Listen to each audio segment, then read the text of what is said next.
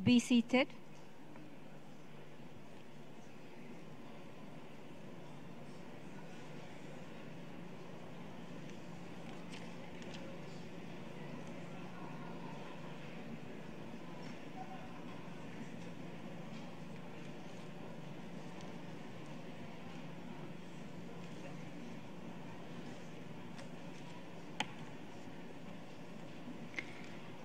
Good morning, everybody. Please take your seats, please.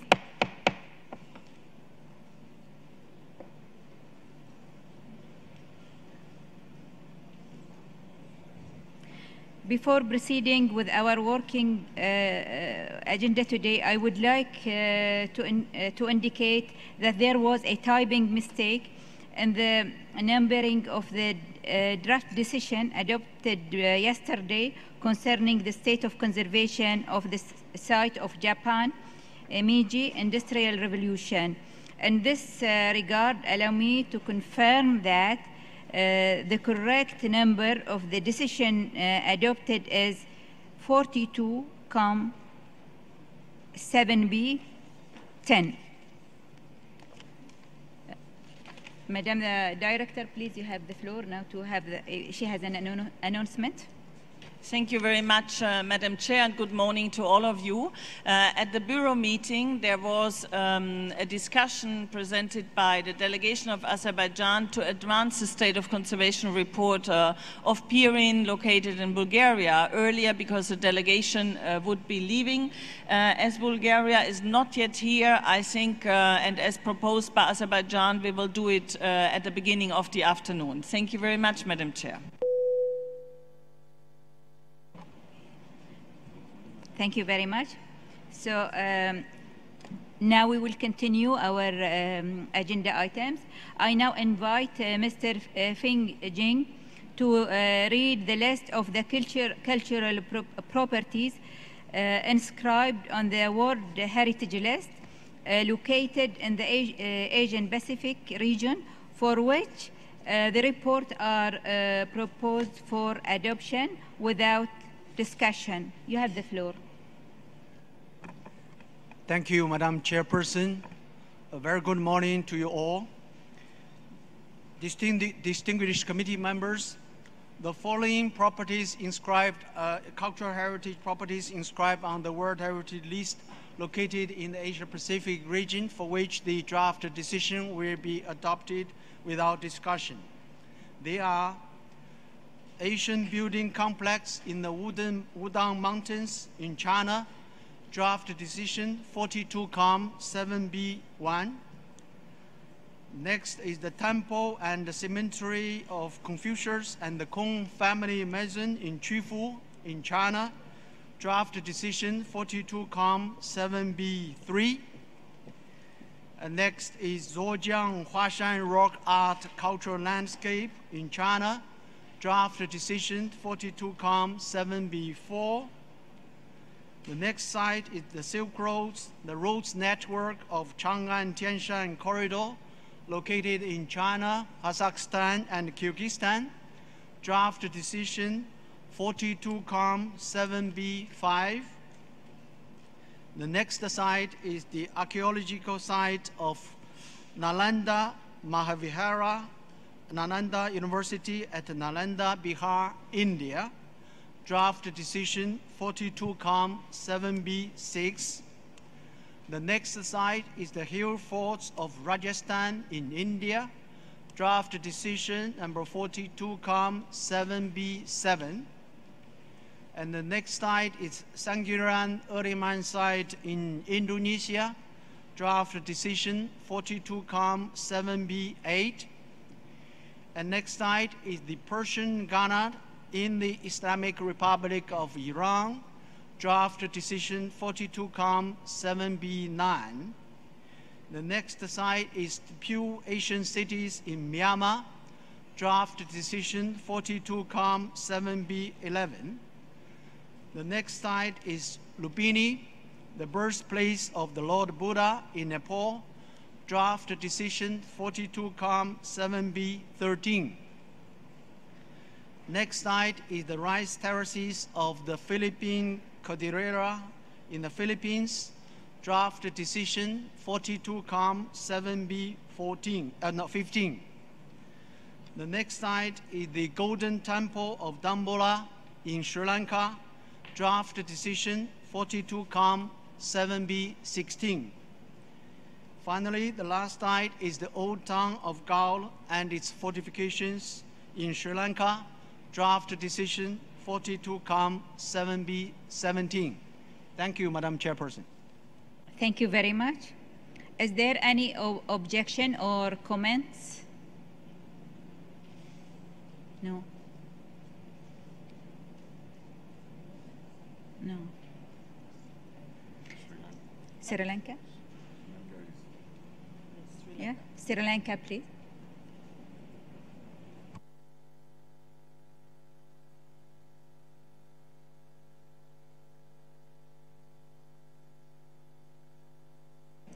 Sri Lanka, you have the floor.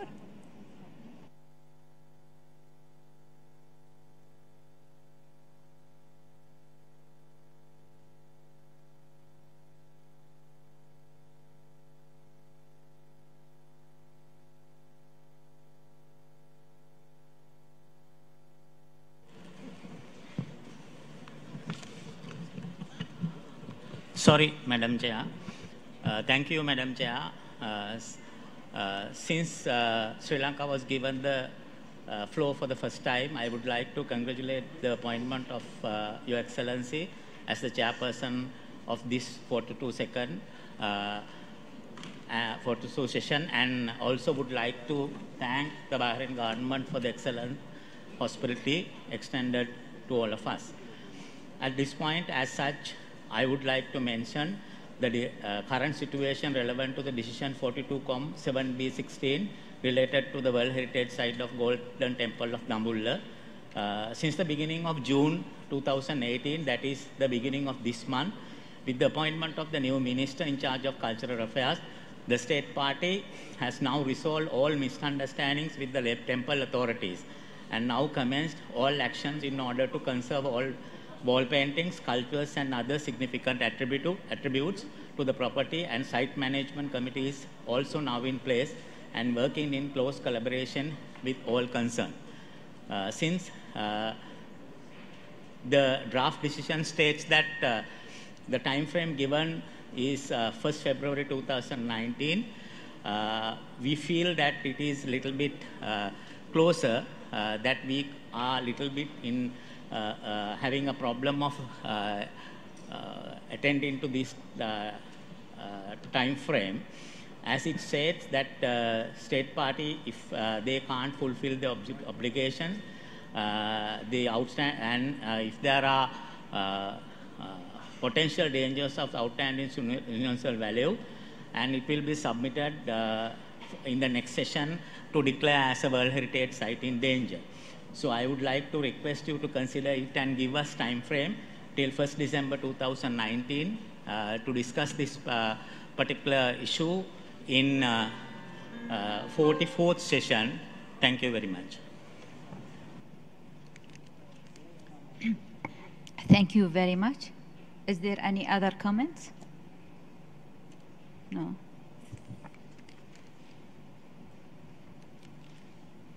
Thank you very much. So we'll proceed to the next item, which is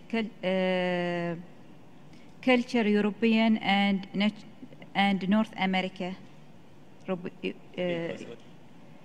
Europe and North America. Yes. To start with the examination of the natural properties located in the Europe and North America region, I would like now to give the floor to the delegation of Spain to present the committee present the committee the reason why it requested to open the state of conservation report on the Stonehenge and associated sites. Thank you. Spain, you have the floor.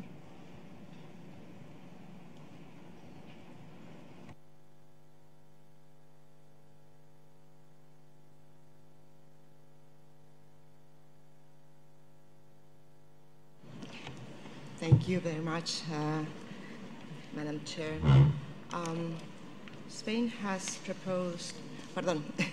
España ha propuesto unas leves modificaciones al borrador que fue circulado precisamente con la idea de trabajar más en las medidas del diseño respecto al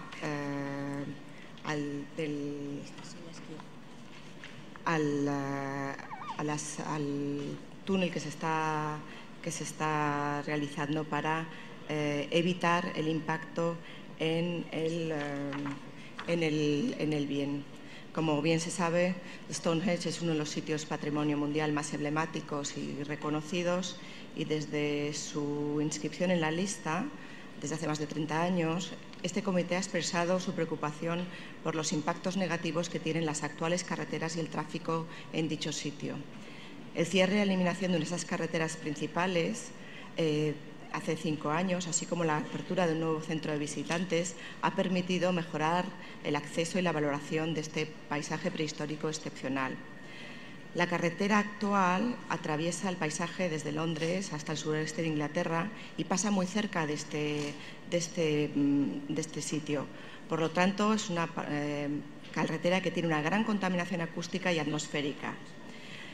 La comunidad del patrimonio mundial y las comunidades locales coinciden en que la situación actual es inaceptable e identificar una solución es un gran desafío muy complejo.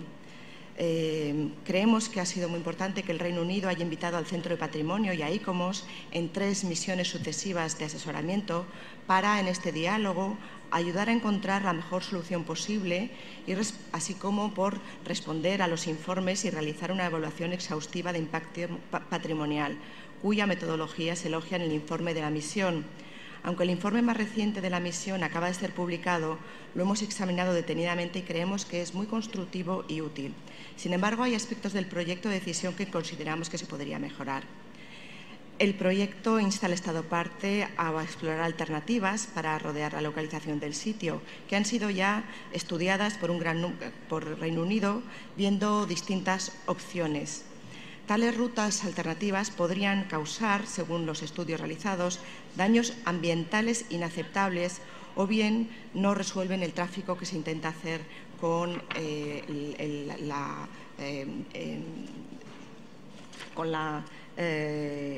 reorientación de la carretera actual.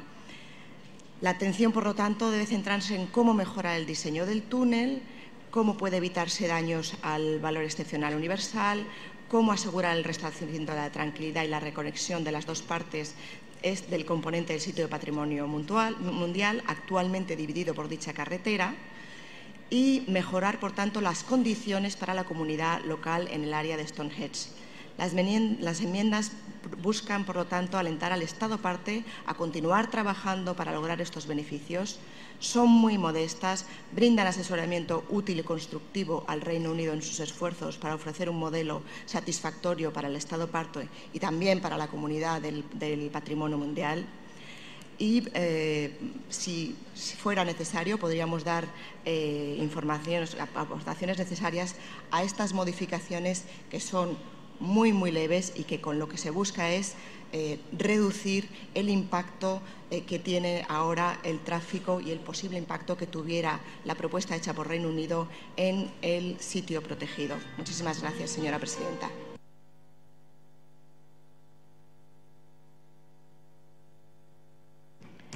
Thank you very much.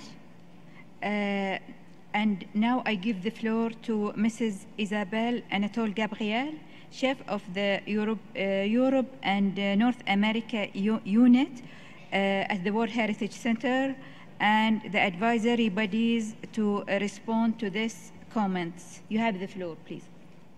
Thank you, Madam Chairperson. Very good morning to everyone. The Secretary has no comments on this, and with your permission, Madam Chairperson, ICOMOS would like to comment. Thank you.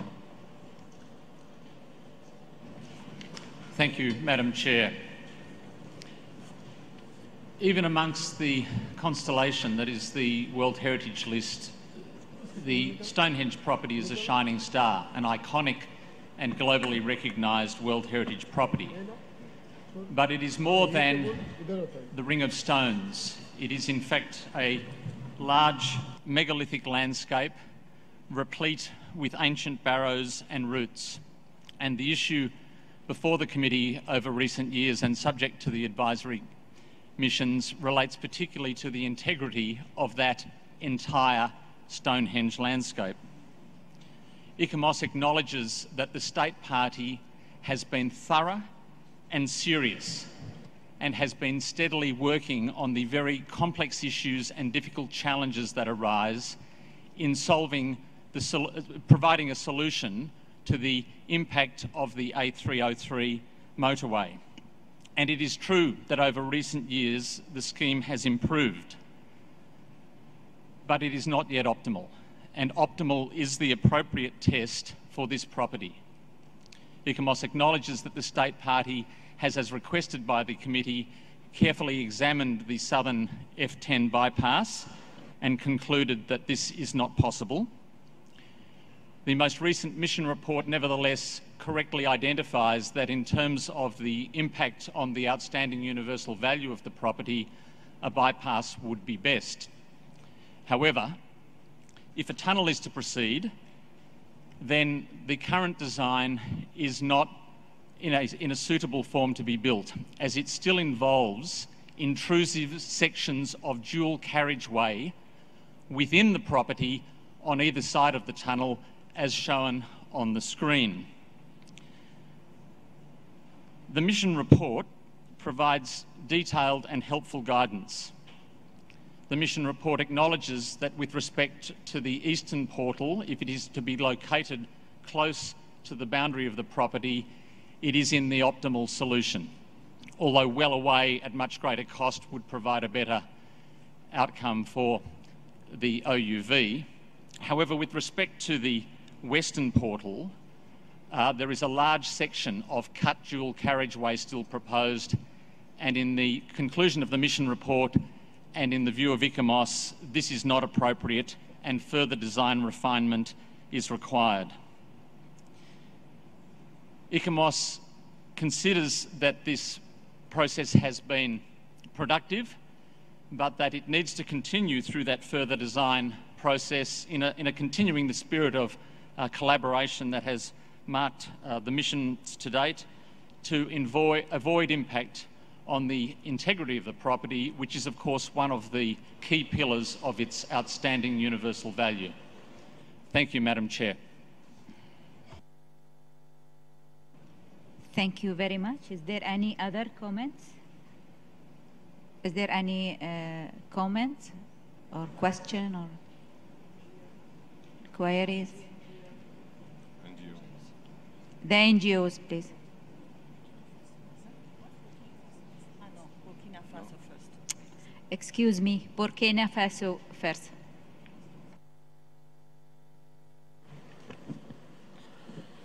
Merci beaucoup, Madame la Présidente. Comme l'a souligné l'organisation consultative, alors il se trouve qu'il y a un problème de communication, de dialogue qui n'est pas du tout interrompu et que l'État partie se montre par ailleurs disposé à poursuivre. Ma délégation apprécie donc cette observation de l'organisation consultative et tout comme le comité l'avait fait dans le dossier, nous félicitons l'État partie pour les nombreuses études préalables et le dialogue sincère qui a été instauré avec le comité. Madame la Présidente, ma délégation fait également sienne les amendements de l'Espagne et dont la proposition majeure est la suppression du point 6 du projet de décision. Ma délégation souhaite également que l'on puisse donner la parole à l'État partie afin qu'il puisse donner de plus en plus d'informations permettant de mieux éclairer justement ce point concernant les sorties et les entrées du tunnel. Je vous remercie.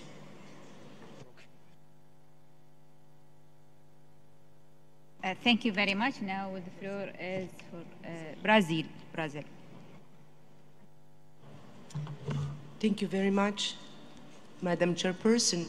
I would like, first of all, to join myself in support of the proposal made by Spain.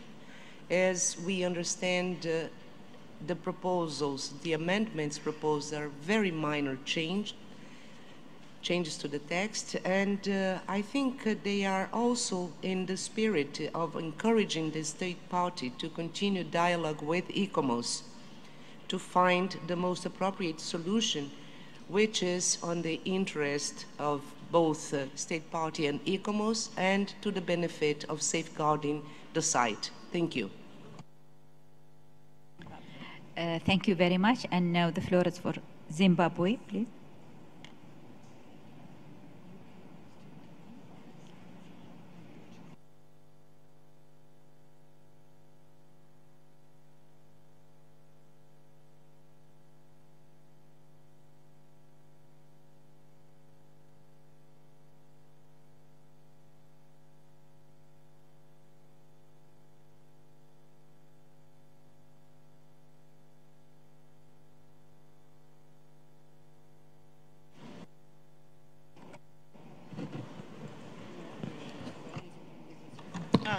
Okay.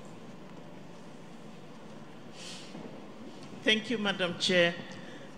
Zimbabwe supports the draft decision amendment that has been proposed by Spain.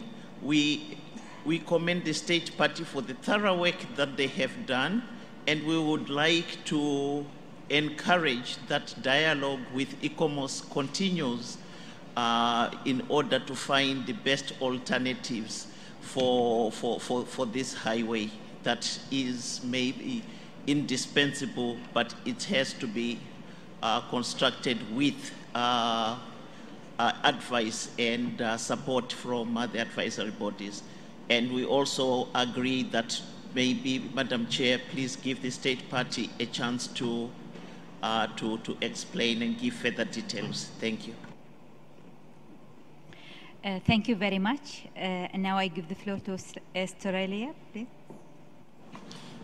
Thank you, Madam Chair. Australia also supports the draft amendments to the decision that have been proposed by Spain, and we wish to encourage the state party to continue work to avoid the impact on the outstanding universal value of the property. I think the distinguished delegate from Spain went through in some detail the extent of effort that has been made by the state party to address this issue, as was also emphasised by ICOMOS. Lastly, I must say that the proposal that point 6 of the draft decision as amended should be removed is not something that Australia would support. Thank you very much. Now I give the floor to the NGOs. Sorry, Norway. No. Excuse me. No.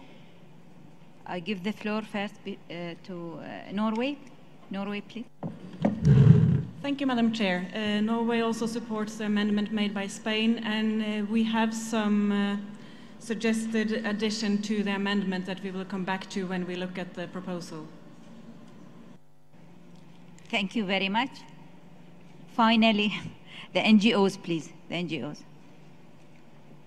Thank you, Madam Chair. I'm conveying to you a message by the Stonehenge Alliance, which is also a member of the World Heritage Watch Network. The Stonehenge Alliance is a group of 5 independent NGOs. We are working together for civil society worldwide to raise awareness of the severe threat to the Stonehenge landscape from the A303 road widening scheme. Our supporter organizations have many thousands of members, and our petition to safeguard the World Heritage Site has 38,000 signatures from over 100 countries. Although unable to attend as observers today, we are grateful to the committee for the opportunity to address you via Stefan Dömke of World Heritage Watch. We understand that proposed amendments to the draft decision by Spain has been circulated. These changes would significantly weaken the wording of the original draft decision so that it would no longer correspond with the advice given by the 2018 advisory mission to Stonehenge, nor with the World Heritage Center's report to your committee. Specialist advice we strongly support. The amendments ask for changes in tunnel design rather than tunnel length.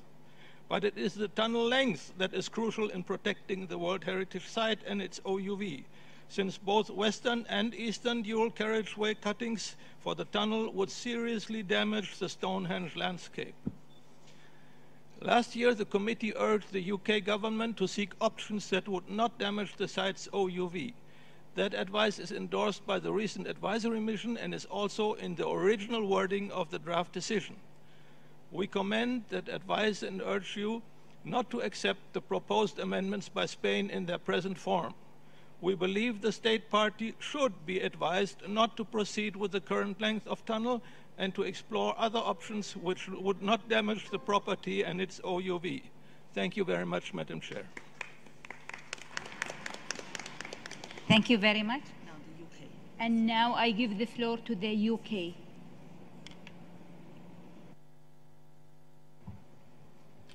Thank you, Madam Chair.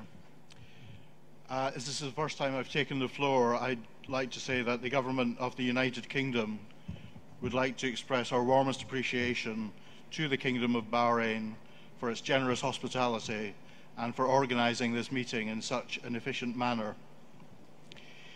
In the UK, we love all of our World Heritage sites equally, but we are aware that the property of Stonehenge, Avebury and associated sites holds a special place in our global heritage and in the perception of our country around the world. It was, of course, among the first cohort of UK sites inscribed by this committee after we ratified the World Heritage Convention, and since 1986 we have been proud to promote the World Heritage status of Stonehenge as one of the most iconic monuments in the world.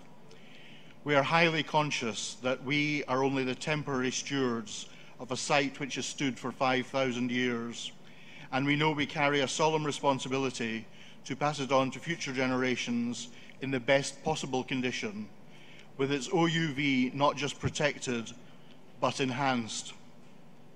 Tourists from every nation represented in this room come to Stonehenge every year, and in tandem with protecting the OUV and the archaeology of the property, strengthening sustainable tourism is a particular priority for our government. Improving public access and appreciation of the World Heritage Site as a whole is a key driver for the major project of reuniting the property, which is currently divided by an ugly, dangerous and environmentally unfriendly road, constantly blighted by traffic jams which create pollution. The issue of traffic congestion around Stonehenge has been the subject of discussion at the World Heritage Committee since its inscription, and the existing road undermines the OUV of the site. We will enhance the OUV overall through the construction of a bored tunnel which will pass beneath and so protect archaeological deposits, taking road traffic away from the setting of Stonehenge and physically unifying the site for the benefit of visitors and local communities.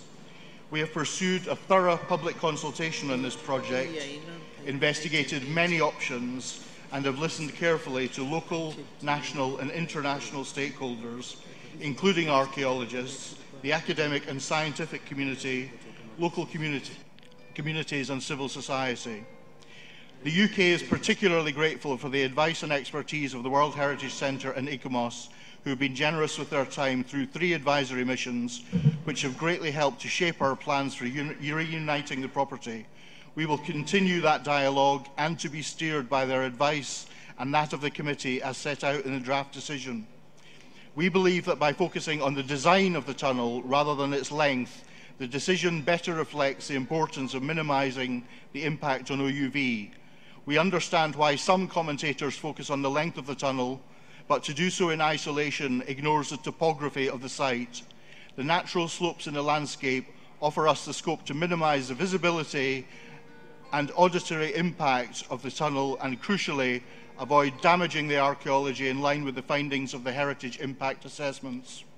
So we welcome the advice of the committee members and thank the distinguished delegate of Spain for suggesting the proposed amendments, which we believe strengthen his draft decision and provide a valuable steer to us as a state party, particularly at the western end of the proposed tunnel. And in response to the distinguished delegate of Burkina Faso, I would say that although we believe we have reached the optimal conclusion at the eastern end, we very much take on board that we're not yet there with the western portal. So we take the advice of the committee on that issue away, and we will consider that further. I can assure you that we will seek to implement the decision in a manner which secures the outcome that the committee desires. Thank you. Thank you very much. Now I give the floor to the reporter to give us idea about if there is any amendments, please. Thank you very much, Madam Chair, and I wish a good morning to our colleagues. As it has been noted, we have received one set of minor amendments from Spain, and we have heard now during the discussion the support of Brazil, Burkina Faso and Zimbabwe to these minor amendments that have been circulated and that you have in the screen in front of you. Thank you, Madam Chair.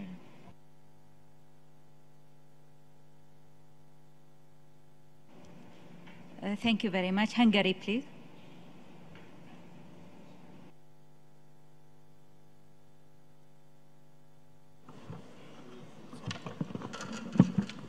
Thank you very much, Madam Chair. Hungary agrees with the proposal of Spain and supports it fully. We have only a little alteration, a little additions to the text, and it is in the under number 5 in the last sentence. If I may read the text at first in the proposed form, it is if the current length of tunnel solution is pursued, the damage inflicted by the western dual carriageway cutting would impact adversely on the integrity and the outstanding universal value of the property. The difference proposed by us is that at the beginning of this part, if the current length of tunnel solution is pursued, the damage inflicted by the dual carriageway cutting, especially approaching the western portal location, would impact adversely on integrity and the outstanding universal value of OUVE. So with these slight additions, we propose the draft amendment to adopt. Thank you very much. Thank you very much. Now the floor is for Norway. Thank you, Madam Chair. We would like to have an addition before paragraph 7 begins, that is in the end of the paragraph 6, that says, and to avoid impact due to noise, lighting and visibility. And in addition, we also want the sentence, furthermore urges the state party to minimize the length of the culvert part of the tunnel in order to reduce the impact on the cultural landscape. Can you repeat it, please, in Yes. order that they write it? Okay, I'll start from the beginning. And to avoid impact due to noise, lighting, and visibility. Thank you. And full stop. Furthermore, urges the state party to minimize the length of the culvert part. CU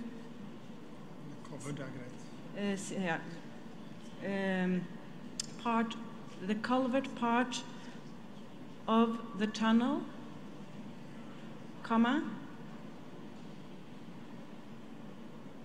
in order to reduce the impact on the cultural landscape.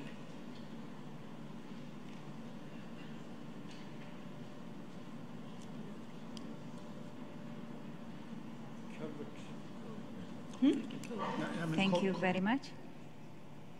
Can we go for the text paragraph by paragraph, or you want us to read it all? Paragraph by paragraph. Okay, so paragraph by paragraph. Please, go ahead.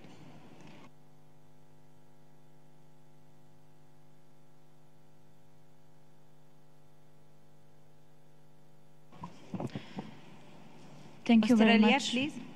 Madam Chair. Then we will start. So it's simply a language thing, but in the addition from Norway, it's been changed. Norway was saying the length of the culvert, C-U-L-V-E-R-T part, and the text currently says covered. Thank you. It's been corrected. Thank you.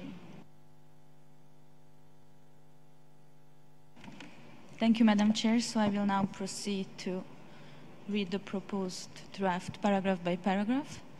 So the first paragraph would remain unchanged.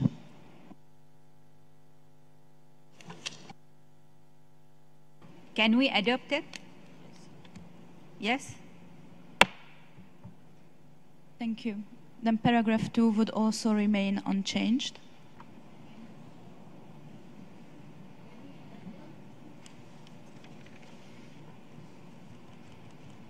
Is adopted. Thank you. Paragraph 3 would also remain unchanged. Adopted. Thank you. Paragraph 4 would also remain unchanged. Adopted. Paragraph 5 has the original proposal by Spain, and then we have a proposal from Hungary to delete the proposal of Spain and instead replacing it with a different wording. So I will now read the paragraph as amended. Also notes the findings and recommendations of the 2018 advisory mission, particularly that although the current proposed scheme shows improvement compared with the previous plans and would also improve the situation in the center of the property, the rigorous investigation, evaluation, iterative design and assessment process has revealed that if the current length of the tunnel solution is pursued, the damage inflicted by the western dual carriageway cutting, especially approaching the western portal, would impact adversely on integrity and the outstanding universal value of the property, and therefore the proposed A303 upgrade project should not proceed with the current design of the tunnel.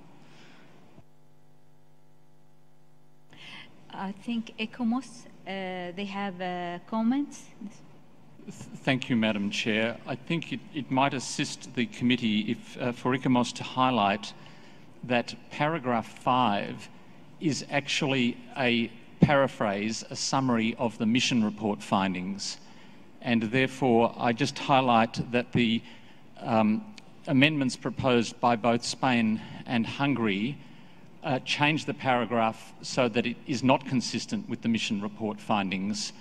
To help the committee, I also observe that if either form of paragraph 6, with or without the amendment from Norway, is approved, that all of the matters that the delegates from Spain and Hungary are trying to introduce would be covered through the clear request that longer tunnel options be pursued and the minimisation for the cuttings. So I would suggest, with respect to all the delegates, that it would be best to leave paragraph 5 as originally drafted, as it correctly summarises what was actually in the mission report. Thank you, Madam Chair.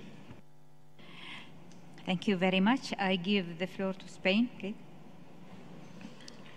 Yo agradezco las aclaraciones que nos ha dado el representante de ICOMOS, pero la idea de introducir la palabra diseño es porque nos permite incorporar más elementos que solamente la longitud, entendiendo que nos desviábamos muy poco con nuestra propuesta de lo que se establecía en las recomendaciones de la misión.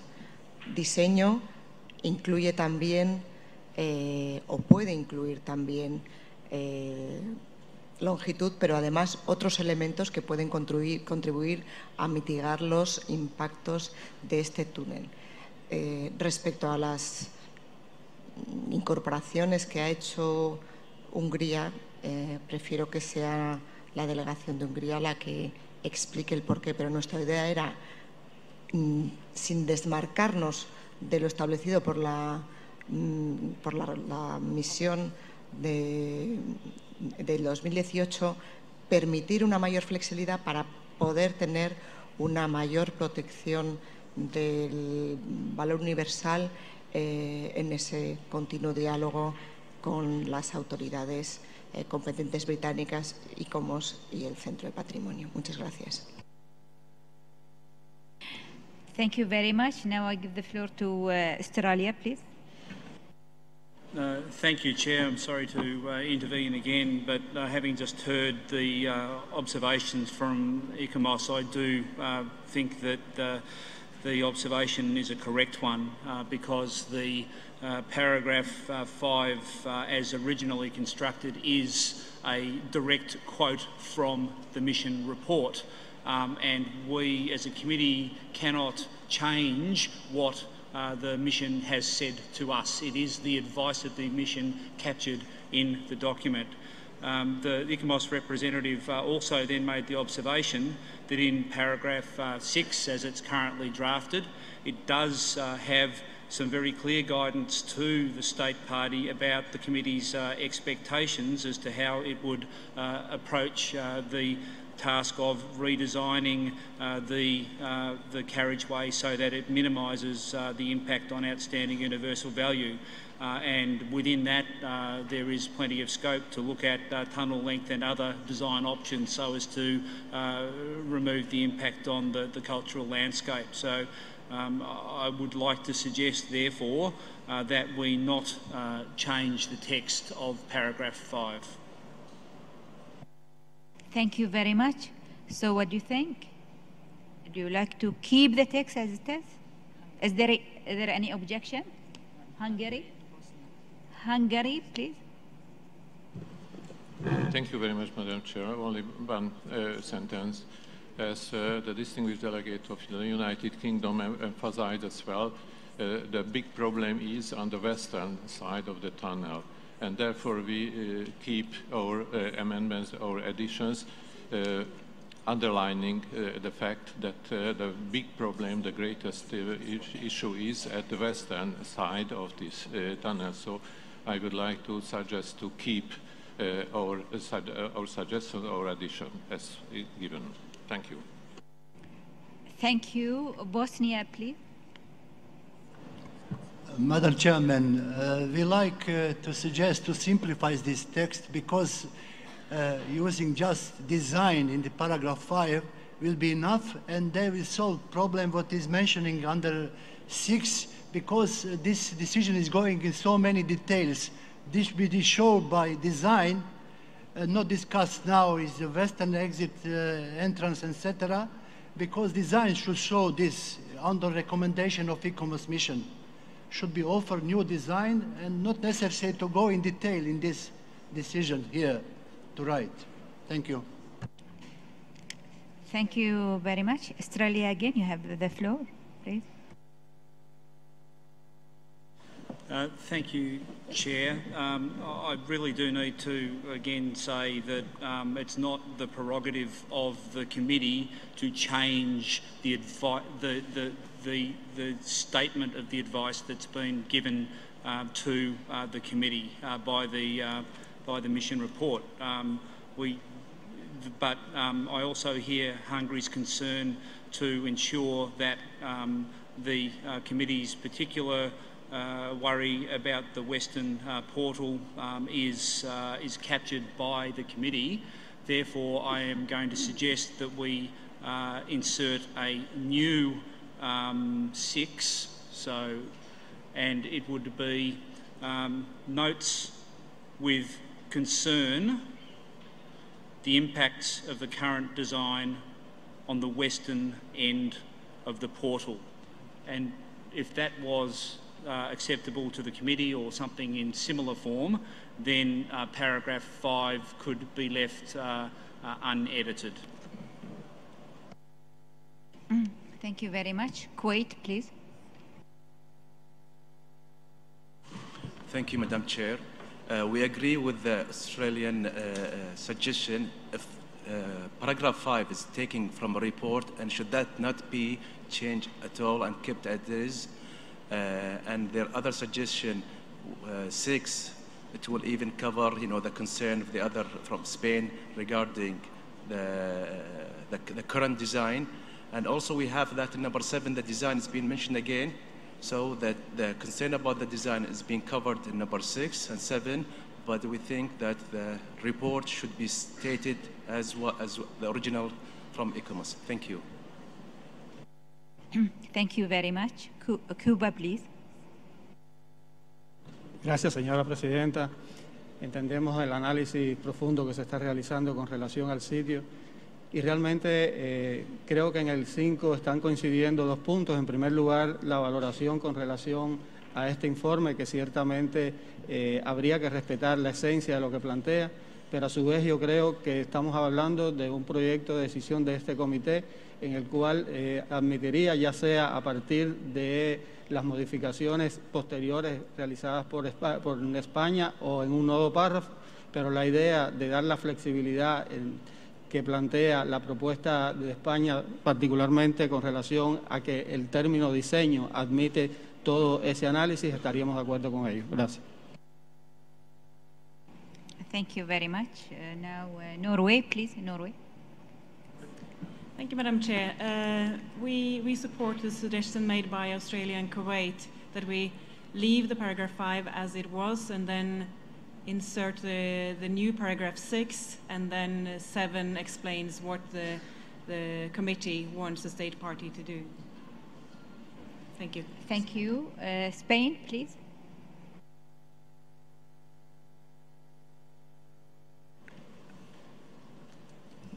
Señora presidenta, yo es que cuando tengo 2 párrafos que intentan una misma finalidad, es decir, reflejarlo en la recomendación de la misión y, por otro lado, expresar la preocupación, no tenemos ningún problema con que se añada el párrafo 6, como dice Australia. Lo que nuestra intención inicial, como he señalado, era introducir la menor modificación, pero, digamos, mejorar el drafting del párrafo 5 para que se incluyeran otras cosas, además de la longitud. No me parecen, digamos, incompatibles. Y en ese sentido preferiría mantener un solo párrafo y no excluirlo, pero si se puede llegar a un consenso separándolo en 2, siempre que quede claro que en las medidas que le pedimos o que vamos a pedir al Estado parte para la protección del bien no estén centrados en una y única exclusiva medida de la extensión y que no permitan además otras medidas de amortiguación, no tendríamos inconveniente. Thank you very much. Australia, please. Thanks, Chair. Just in putting forward the amendment or the proposed paragraph 6, I just need to revisit it and make it clearer, because of course we're not concerned about an impact on a portal, we're concerned about an impact on the site. Could I just please reword it, and where it says the current design of the dual carriageway, impact of the current design of the dual carriageway on the property, especially in the approach. I'll just leave it on the property will be sufficient. Property, especially at the western end. I think that is sufficient. And then lastly, I just need to say again that if it's not our prerogative to change what the mission said, if we were quoting Plato, we wouldn't be using licence to reinterpret what Plato had said. We would simply quote Plato. Thank you very much. So, is there any objection to keep 5 on the original text? The original text? No objection? Yes? Is there any objection to keep 5?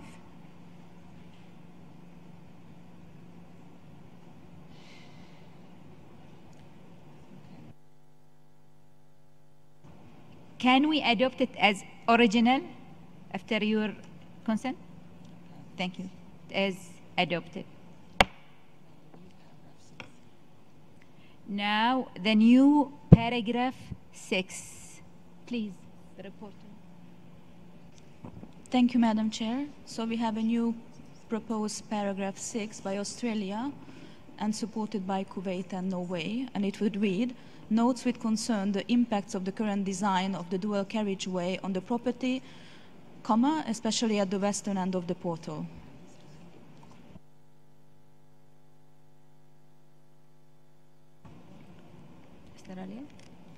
Mr. Alia? I just don't think we need the end of the portal at the end. We're talking about the western end, we could say the western end of the cultural landscape, but just the western end is clear, I think. Thank you. Can we adopt it as it is in front of you on the screen? Is there any objection? No objection? Thank you very much. It is adopted. Thank you, Madam Chair. The new paragraph 7, that was former paragraph 6, has a few proposed amendments, and I will now read it out. Urges the state party to continue to explore further design refinement with a view to avoiding impact on the OUV of the property, including longer tunnel options that do not require an open dual carriageway cutting within the property, and to avoid impact due to noise, lighting, and visibility. Furthermore, urges the state party to minimize the length of the covered part of the tunnel in order to reduce the impact on the cultural landscape.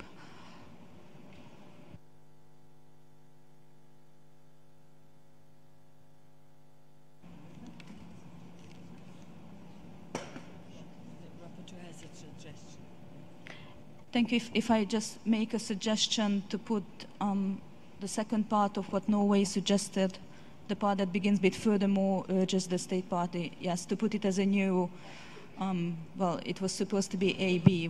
This could be maybe a new B. If you could just, yes, make a, we just put it down. Yeah.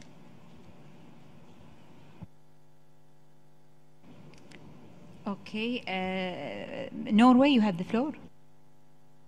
Thank you, Madam Chair. I'm sorry, I forgot one part of that last sentence. Reduce the impact on the cultural landscape and the archaeology, we wanted to say, if that's possible. Thank you. Thank you. Is there any objection? Are you agree? Yes? Yes? So it is adopted. Thank you, Madam Chair. The new paragraph 8 also has a slight amendment by Spain, so I will now read it out. Request the state party to address the findings and implement the recommendations of the March 2018 advisory mission, and encourages the state party to continue to facilitate progress towards an optimal solution for the widening of the A303 with a view to avoiding adverse impact on the OUV of the property. Thank you. Is there any comments? Is there any objection? No? Okay. It is adopted. Thank you, Madam Chair. The new paragraph 9, which was former paragraph 8, would remain unchanged. Thank you. So the paragraph 8 will remain unchanged. Is there any comments or objections? No? So it is adopted. Thank you. And finally, new paragraph 10, that was former paragraph 9, would also remain unchanged. Thank you. Okay, so former paragraph 9 is remain unchanged. Is there any comments or objections? No. It is adopted. Now, the whole decision, we can adopt it. I therefore declare draft decision 42, 7B, 32 adopted.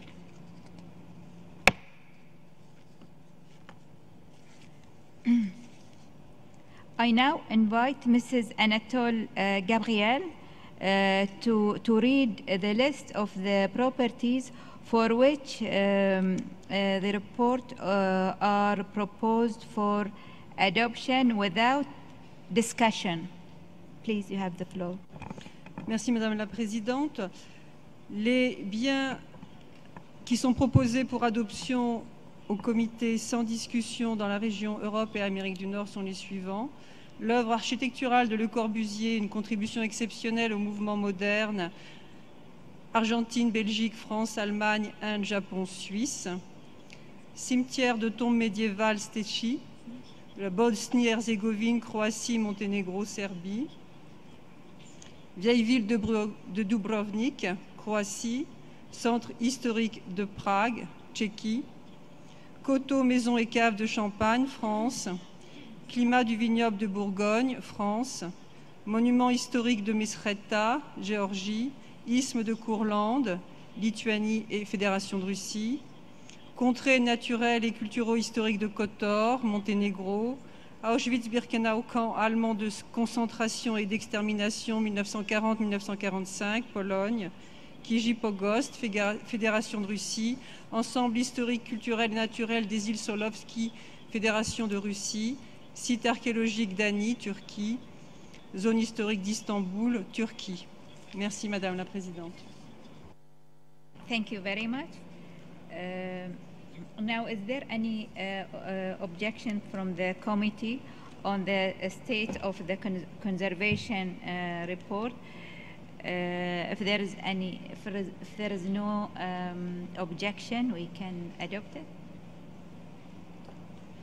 Okay, no comment, no objections. Okay. I declare that the decision read out is adopted.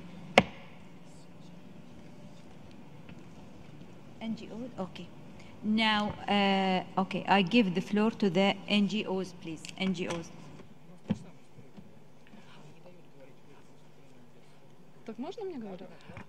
Thank you, Madam Chair. Good morning, dear colleagues. My name is Alexandra Koroleva. I work in NGO Eco-Defense, Russia. I must say a few additional words about Curonian speed property, number 994. I ask the World Heritage Committee to amend the draft decision regarding Curonian speed, noting what? First, 15 illegal construction sites persist in the property in 2050, and in 2018, no effective plans or steps exist of dismantle any illegal buildings or stop further construction. Second, in 2017, a storm led to the Curonian speed beaches losing a layer of sand up a meter and a half deep. The dune was destroyed. All along the speed edge, sounds is damage, no effective restoration efforts have occurred. Third, inefficient capacity of wastewater treatment facility in the 3 nearby settlements had led to eutrophication of Curonian lagoon. Fourth, the extremely high recreation pressure impacting to ecosystems of Curonian speed. For example, during summer, approximately 2,000 visitor cars per day were registered with only 600 parking places available. Fifth, investment projects are implemented on Coronian speed without taking into consideration of its status. For example, a hydrotechnical coastal protective project was constructed in 2017 without any environmental impact assessment. Sixth, the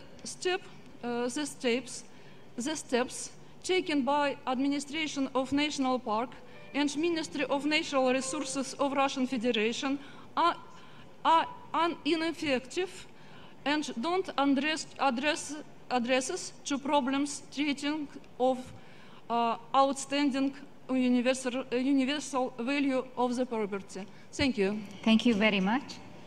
And now, Armenia, excuse me. Armenia, you have the floor. Dear colleagues, Madam Chair, thank you for giving me the floor.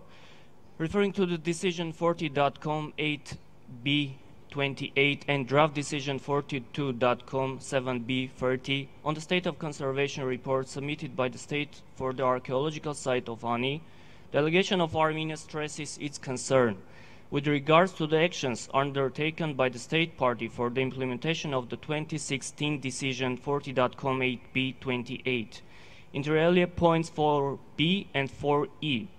Nationals of my and many other countries, after traveling to the site, have applied to us, being worried that the main information boards on the property have not been reviewed in order to provide a more proper definition of the monuments. So, facts on the ground speak for themselves. Would like to highlight the following 5 points in this regard. First, we acknowledge the work carried out by the state party. Second, we take a good note of the analysis and conclusion by the Voltage Center and the advisory bodies of conservation activities, and thank them for the work done.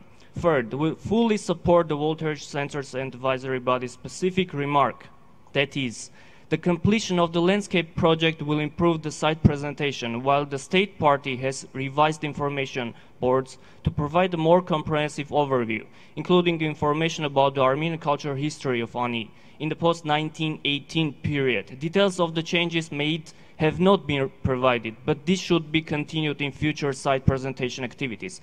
Fourth, we further call on the state party to adhere to the Committee 2016 decision in whole, to provide the mentioned details of changes to the Voltage Center advisory bodies referring to the period before 1918 as well, and report to the committee by 2019. Fifth, meanwhile, we reiterate Armenia's commitment and interest as voiced out by the Minister of Foreign Affairs of Armenia for the participation of our experts in the excavation and restoration of archaeological sites on the territory of the state party in such places as Ani, the Armenian medieval capital. Madam Chair, I ask this statement to be included in some records of the committee session. Thank you very much. Thank you very much. So now, is there any other? Okay, so now we will move to our next item, which is Latin American and the Caribbean. No cultural properties inscribed on the World Heritage List and located in the Latin American and Caribbean region is proposed for discussion for this year. I will therefore invite Mr. Mario Rossi, Chief of the Latin American and Caribbean Unit of the World Heritage Center, to read the list of the properties for which the report are proposed for adoption without discussion. You have the floor. Thank you, Madam Chairperson. The list of cultural properties located in the Latin America and the Caribbean region, for which the reports are proposed for adoption without discussion, reads as follows. Capacñan, Andean Road System, Argentina, Bolivia, Chile, Colombia, Ecuador, Peru. Tiwanaku, Spiritual and Political Center of the Tiwanaku Culture, Bolivia. Pampulha Modern Ensemble, Brazil. Pre-Columbian chiefdom settlements with stone spheres of the Diquis, Costa Rica.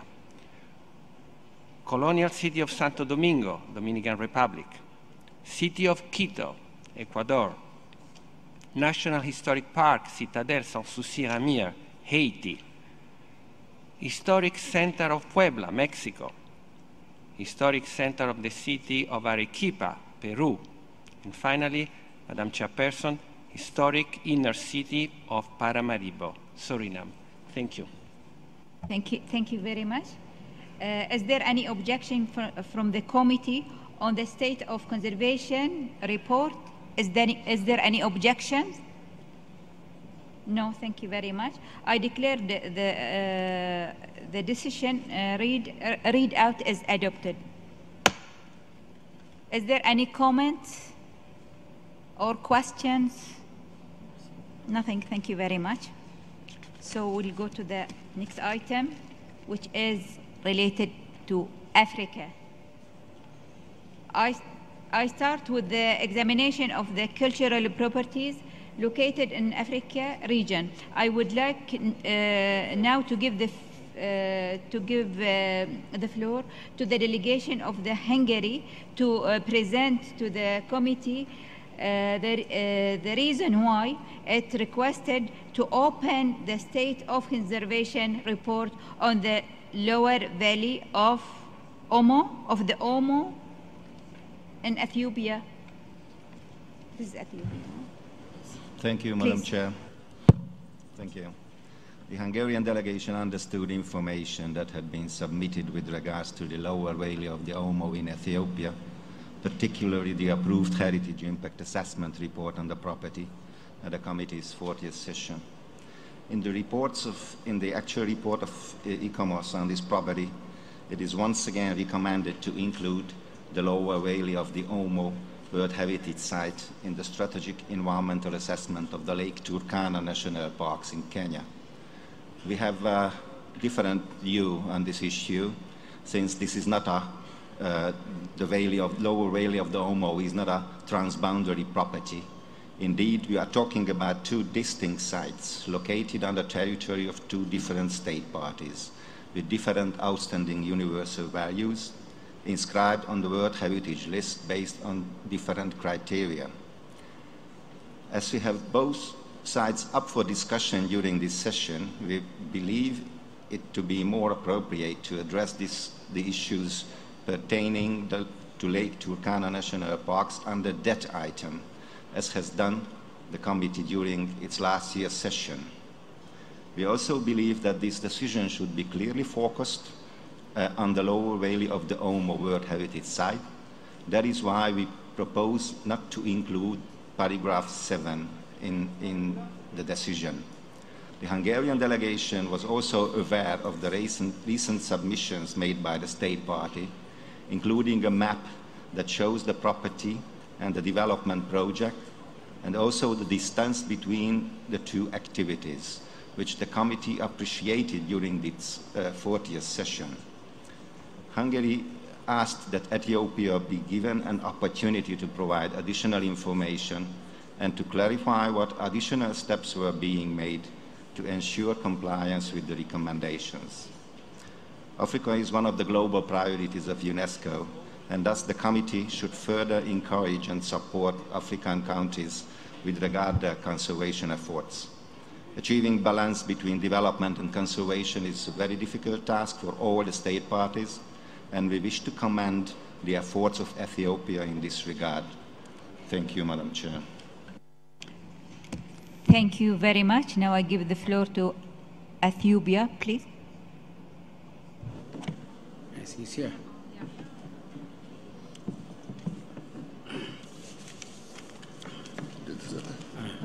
Thank you, Madam Chairperson.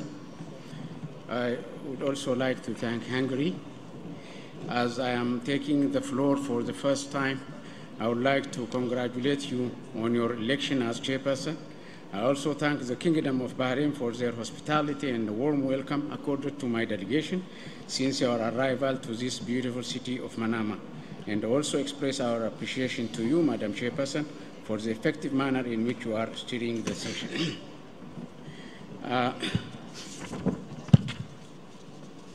Let me first remind the committee that in Karakoa, the committee decided to separate issues related to Lower Omo with issues related to Lake Turkana National Parks. The current draft mixes up Lake Turkana and the lower valley of Omo by requesting the joint strategic environmental assessment undertaken jointly by Ethiopia and Kenya to cover lower valley of Omo. This paragraph should be deleted as the requested studies on lower Omo Valley are an environmental impact assessment and heritage impact assessment. Regarding the sugar development project, the project is away from 12 to 32 kilometers away from the project site. Moreover, the project size is reduced by almost half from its initial plan. The initial plan was the reason for the committee to put in the agenda. This information is provided to the center in 2016. In addition, Kuraz Sugar Development Project is at a very early stage of development. Only 1/9 of the project is completed. Ethiopia submitted Heritage Impact Assessment over lower value of Omo in 2017. The Environment Impact Assessment over Development Project is underway. The decision should be for Ethiopia to update the HIA by incorporating the outcome of the ongoing EIA over Kuraz. In line with this previous decision of the committee, this issue should be revised and the two sites and the studies over them shall be treated separately. I thank you, Madam Chairperson. Thank you very much. Is there any other? Any comments? No. Yes? No, I will give you. Okay. Now Norway, please, you have the floor. Thank you, Madam Chair. We understand the argument proposed by the state party. We do consider it necessary to see the linkages and the spillover effects between the two properties, but we also understand the fact that we are dealing with two separate sites and we have both of them up for discussion in this meeting. So in that sense, we would support a proposal by Hungary to separate the two processes. That being said, we would also encourage the state party to continue the constructive work that's already started with the boundaries, uphold the close dialogue with the local communities, and we would also strongly encourage the state party to ensure fulfillment of the other follow-up items as specified in the decision, including the provision of the required information. Thank you, Madam Chair. Thank you very much. I give the floor to Tunisia, please. Merci, Madame la Présidente. Je souhaite, à la suite de la réponse de l'État partie, exprimer nos encouragements pour qu'il continue les efforts déjà entrepris, mais qui devraient être intensifiés. Et sur cette base, nous soutenons la proposition faite par la Hongrie. Thank you very much. Is there any other comments? Zimbabwe. Thank you, Madam Chair. Zimbabwe supports the draft decision proposed by Hungary and especially stresses the need to separate the two properties.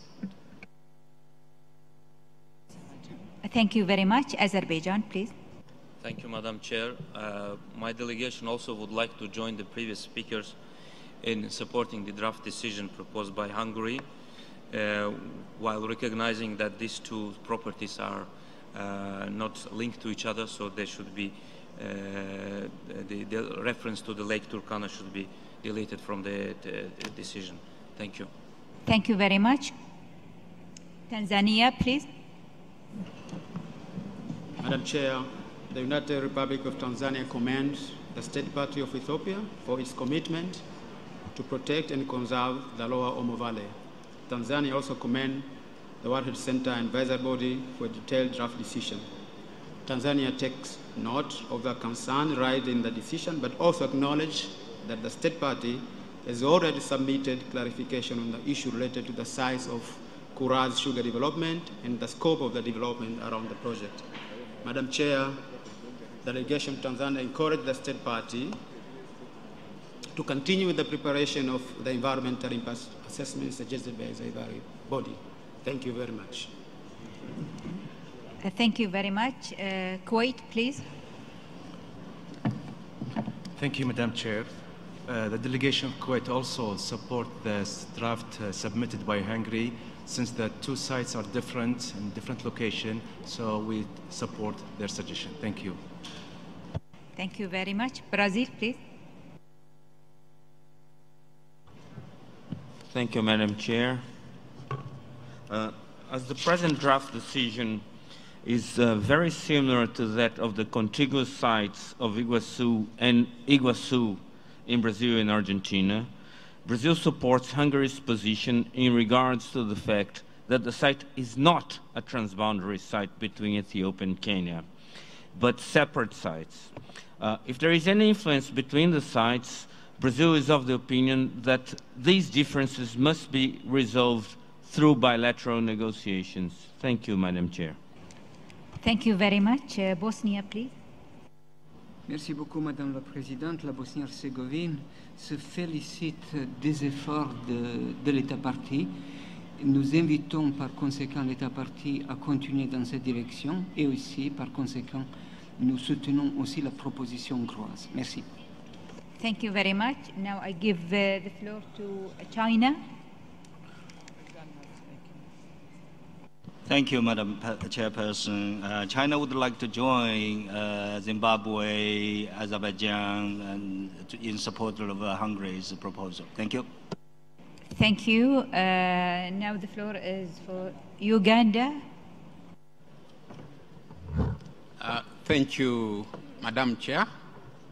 Uganda supports also the draft decision, especially with the separation of the sites, but encourages the two state parties to promote more dialogue in order to assure the promotion of heritage in the Omo and Turkana Valley. We submit. Thank you very much. Now, the NGO, please keep within your 2 minutes, maximum 2 minutes. Thank you very much, Madam Chair.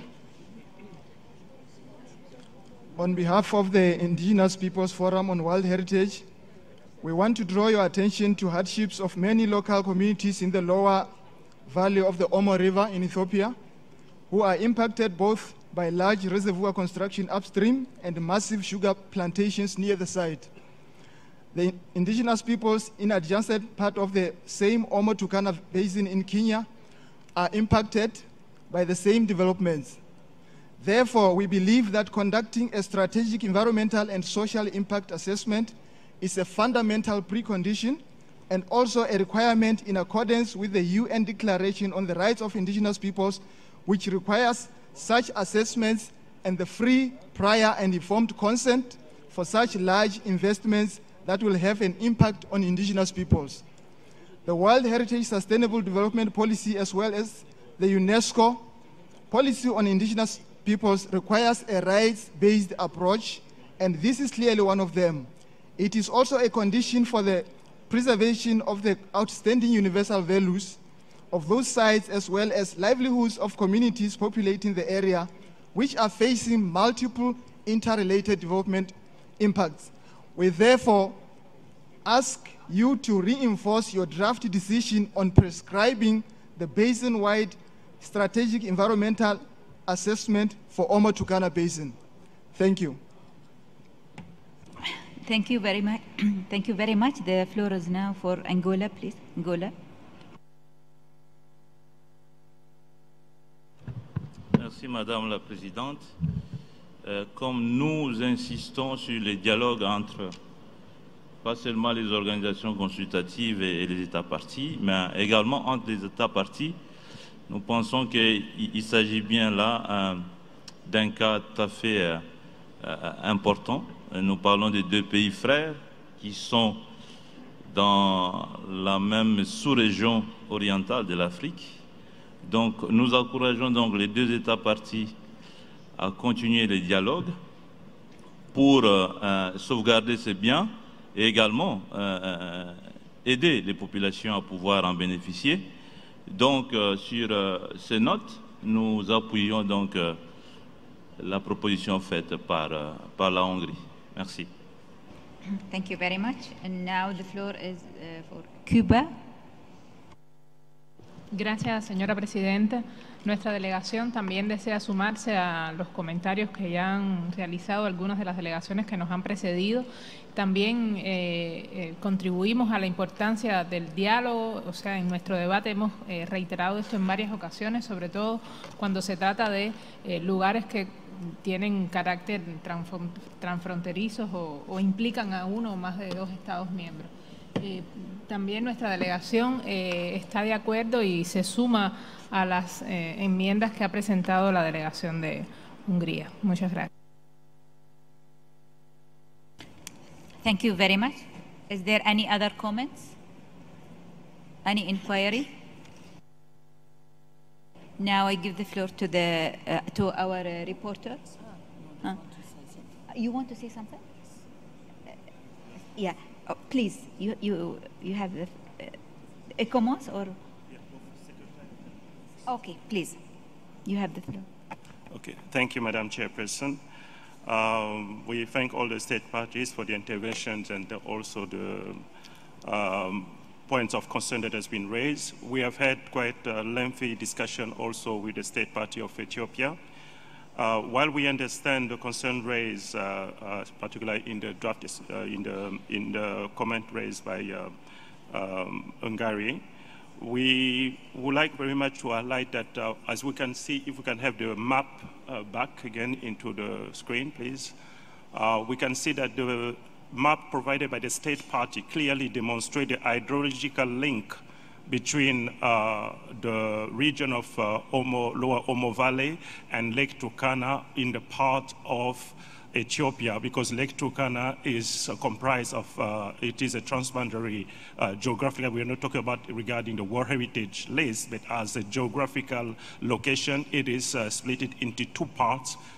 There's a part, almost 10%, that is within the Ethiopian territory, and the rest of the portion is within the Kenyan territory. Therefore, if there is any environmental impact assessment that need to be conducted within the Lower Omo Valley, the Secretariat and the advisory body have the scientific and technical responsibility to ensure that that study is carried in the full and it is effective, and therefore you will understand that it is a matter of a scientific responsibility and technical responsibility that we have indicated. But of course, we will leave it to the decision of the committee to decide. But this was more in response to the analysis that is down on the ground in the hydrological link that we can clearly see, because the Omo River that flows within the Omo Valley falls into the Lake Turkana.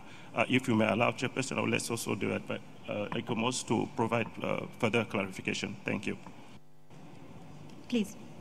Thank you, Madam Chair. ECOMOS would just like to add that so far the discussion has focused on the strategic environmental assessment, but we still need further work on the other assessments that are being undertaken for this project. We are still not yet in a position to say clearly what the total scope and extent of the impacts of the Kuraz project are on the property, and this remains a cause for concern. First, we do not have adequate information on the supportive development, such as access roads, canals, settlements, and so on, which have increased but are not clearly defined. Secondly, impact assessments are still needed on the work that's already been undertaken and what is planned. And the current HIA, which we have reviewed, needs to be augmented and should also be integrated into the environmental impact assessment. And thirdly, the environmental impact assessment does not adequately address the full impact of the project on the property and its setting, including its wider setting. One of the difficulties in undertaking these assessments is that we do not currently have adequately defined boundaries for the property, as the EU-funded project has yet to be completed. And as you will be aware, approved boundaries are essential for robust impact assessments. Therefore, we remain concerned that after 4 years of discussion at this committee, with this being the 5th, the necessary parameters are not yet being provided or defined to allow the committee to be provided with a full understanding of the impact of the Kuraz project on the property and its wider setting. Thank you, Madam Chair. Thank you very much. Now we turn to our reporter. Please, you have the floor. Thank you very much, Madam Chair. So as it has emerged, we have received draft amendments from Hungary, which you can see on the screen. And during the discussion, we have heard support for these amendments from Tunisia, Zimbabwe, Azerbaijan, Tanzania, Kuwait, Brazil, Bosnia, China, Uganda, Angola, and Cuba. And this draft amendment, as it has been explained, suggests the deletion of paragraph 8, and it also suggests a set of other smaller modifications in other paragraphs aimed mainly at removing the reference to the other World Heritage property that was, that was mentioned. Thank you very much. Thank you very much. Is there any comments or questions or clarification? No.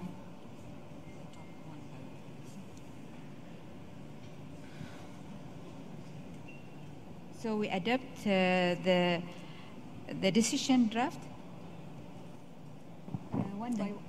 one paragraph by one, or in total? In total, do you like to adopt the full draft of the decision?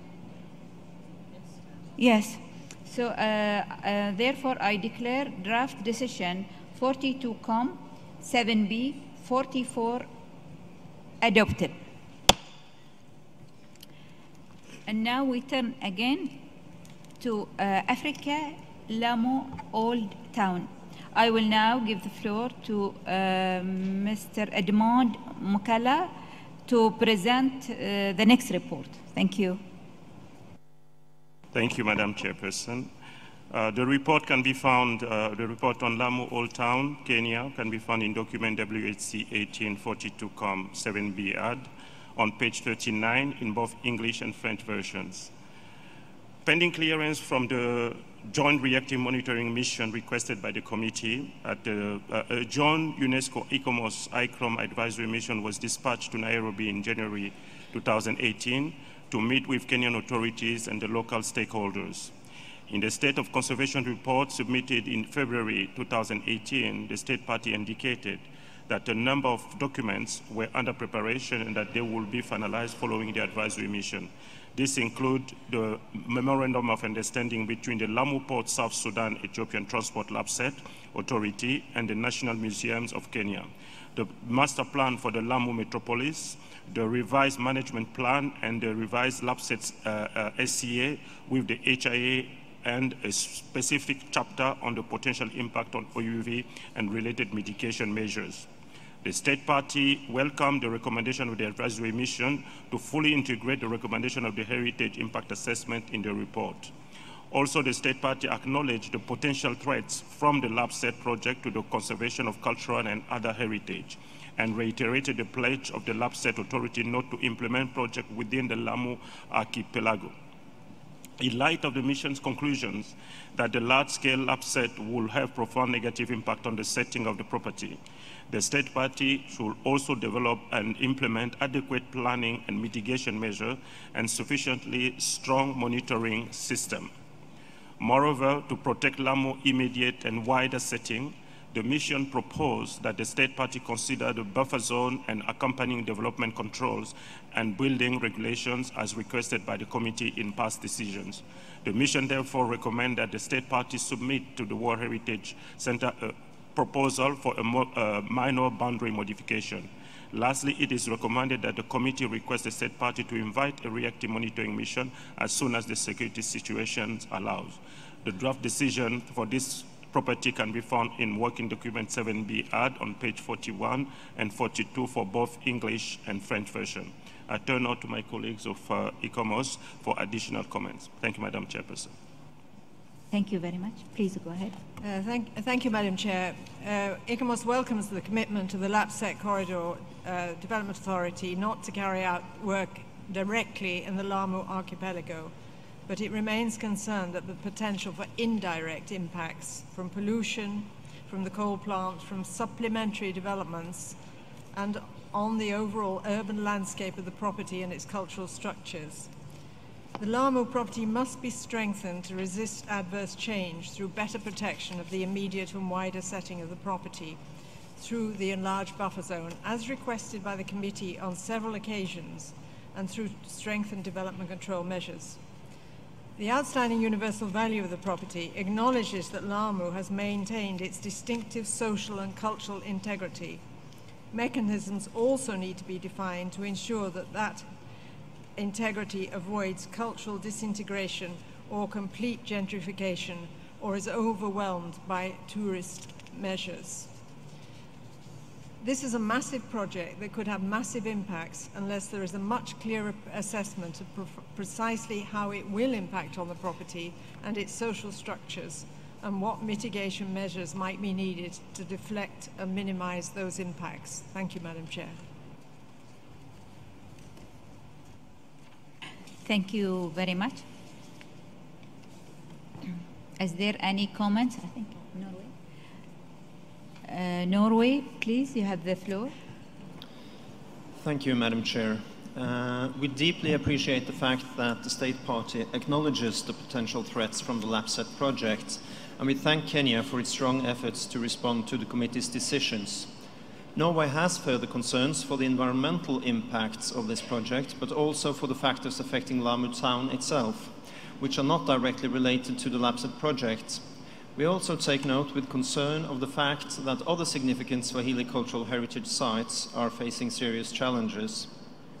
And we have to say it is a fine line between fully justified needs for development and conservation of very fragile cultural heritage, accentuated in Lamu by very strong associative values contributing significantly to the World Heritage values of this very special place.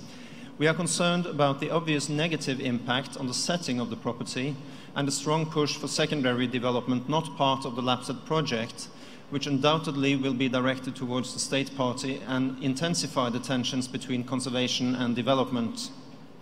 We are painfully aware of the challenges in integrating World Heritage management and conservation in relevant planning and decision-making processes for modern development from our own World Heritage properties in Norway.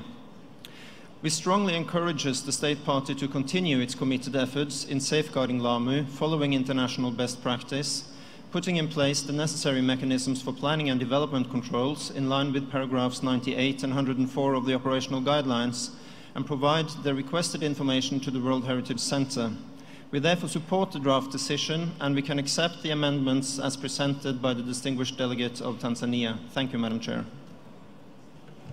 Thank you very much. And now the floor is for Uganda. Thank you, Madam Chairperson. The distinct urban, historical, and architectural fabric reminiscent of this town is out of a very unique demographic, commercial, and socio-cultural Swahili traditions for centuries. And these are the traditions which, holistically, the entire East African region is proud of. My delegation urges the State Party of Kenya to therefore fulfill the key features of the draft decision. Thank you. Thank you very much. And now the floor is for Tanzania. Thank you, Chair. Tanzania commends the State Party for undertaking the right actions so as to mitigate the threats to the Lamu World Heritage property due to the implementation of the Lamu Port South Sudan Ethiopia Corridor Project LAPSET. LAPSET is a big project whose major components include Lamu Port, a major highway, a standard gauge railway, a crude oil pipeline, an international airport, resort cities away from the Lamu Old Town, and an oil refinery. The State Party has undertaken SEA for the LAPSET project and is planning to undertake a full SEA for all the components of the project, and also the Heritage Impact Assessment on one of the components was completed. Chair, Tanzania delegation also commends the advisory bodies for the thorough and exhaustive analysis of the project with an objective of ensuring that no threats are left out unidentified, including the review of the SEA that was completed and submitted to the World Heritage Center. Tanzania delegation supports the proposed draft decision with the minor modification that was submitted to the Secretariat. Thank you, Chair. Thank you very much. Now I give the floor to Zimbabwe. Thank you, Madam Chair. Zimbabwe supports the proposed draft decision with the amendment that has been made by Tanzania. We note the efforts of the State Party to respond to the decisions by the committee and also the studies that have been carried out. We also understand that the LAPSET authority is in the process of preparing other studies to come up with a revised master plan, and we urge the State Party to continue in these efforts.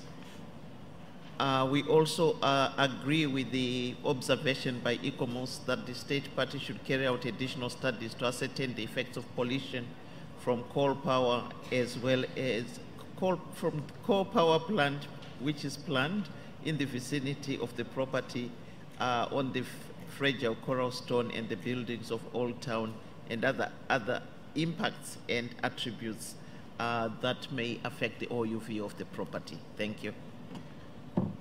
Thank you very much. Is there any other comments? No? Thank you. So, Thank you, Madam Chair.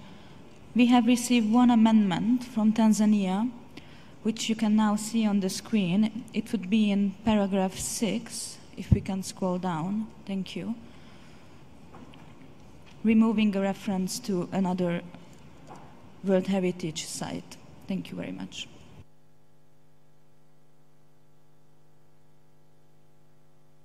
thank you very much. Is there any objection?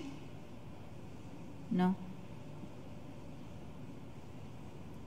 Comments? Nothing? Okay. So we'll adopt the decision? The whole decision, yeah. So I therefore declare the draft. Kenya wants to comment. Kenya? Okay. Kenya, please.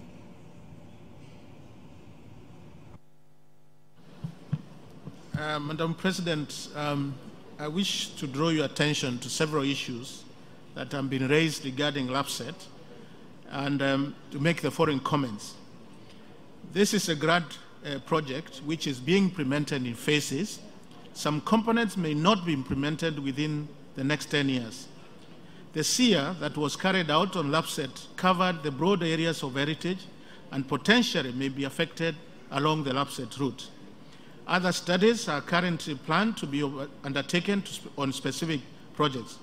For example, the ESIA study for the Lokicha-Lamu crude oil pipeline, which is a component of LAPSET project, has begun. Engagements on ESIA study are currently ongoing in various parts of the country through which LAPSET corridor traverses, which includes Lamu County. Kenya commits to submit the crude oil pipeline ESIA report once it's ready, including the requested draft Lamu Metropolis Master Plan and Lamu Port City Transport Infrastructure Master Plan.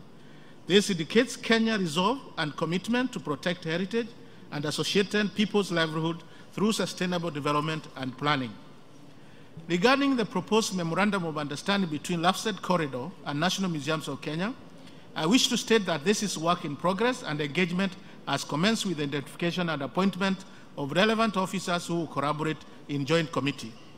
Madam President, regarding the proposed decision on the submission of minor boundary modification, it is Kenya's considered opinion that this needs to be subjected to further discussion with advisory bodies during the proposed reactive monitoring mission. At this juncture, Madam President, I wish to draw your attention to the fact that the two previous advisory missions were conducted in Nairobi and not in Lamu. Therefore, it is important that this matter be settled at the site to allow for actual and factual verification of issues on the ground to enable the State Party of Kenya to meet the decision. Finally, Madam President, I wish to thank the W Heritage Center, ICOMOS, for their support in the previous advisory mission to Kenya and welcomes the reactive monitoring mission. Thank you, Madam President. Thank you very much. And now I give the floor to the NGO.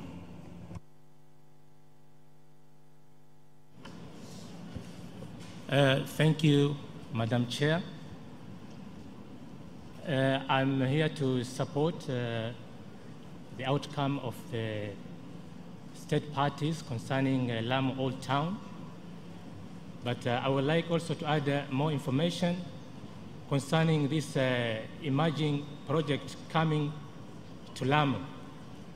The emerging projects are earmarked for construction are very sensitive to natural resource areas which are proximity to human settlement near a World Heritage Site.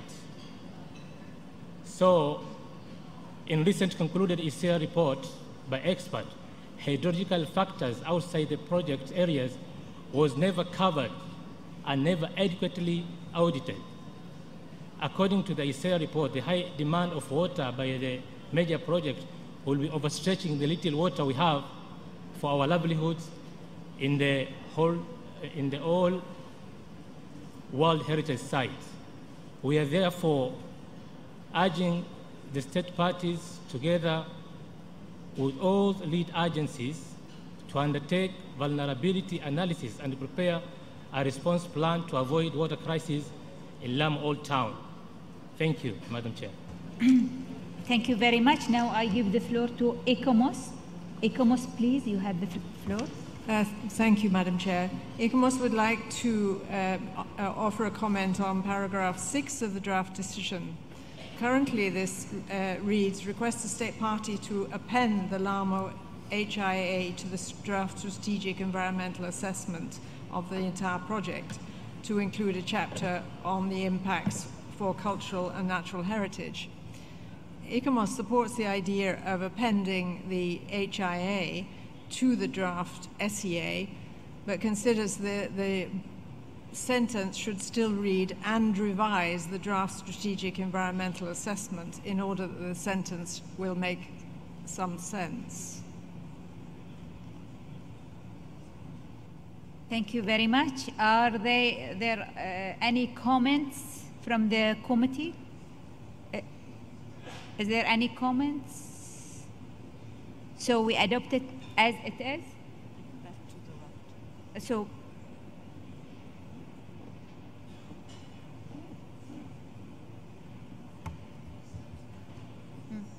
the reporter, okay, please. Thank you, Madam Chair. So if it may help, I can read out again paragraph 6, although we did not have any objections to it from the committee members. Paragraph 6 would read, request the state party to revise the draft strategic environmental assessment of the entire LabSet project to include a chapter on the impacts and proposed mitigation measures for cultural and natural heritage, and specifically the impacts on the OUV of Lamu Old Town, full stop. Thank you, Madam Chair. Thank you very much. Is there any objection or comment? No. Okay. Therefore, I declare draft decision 42(7)B45 adopted.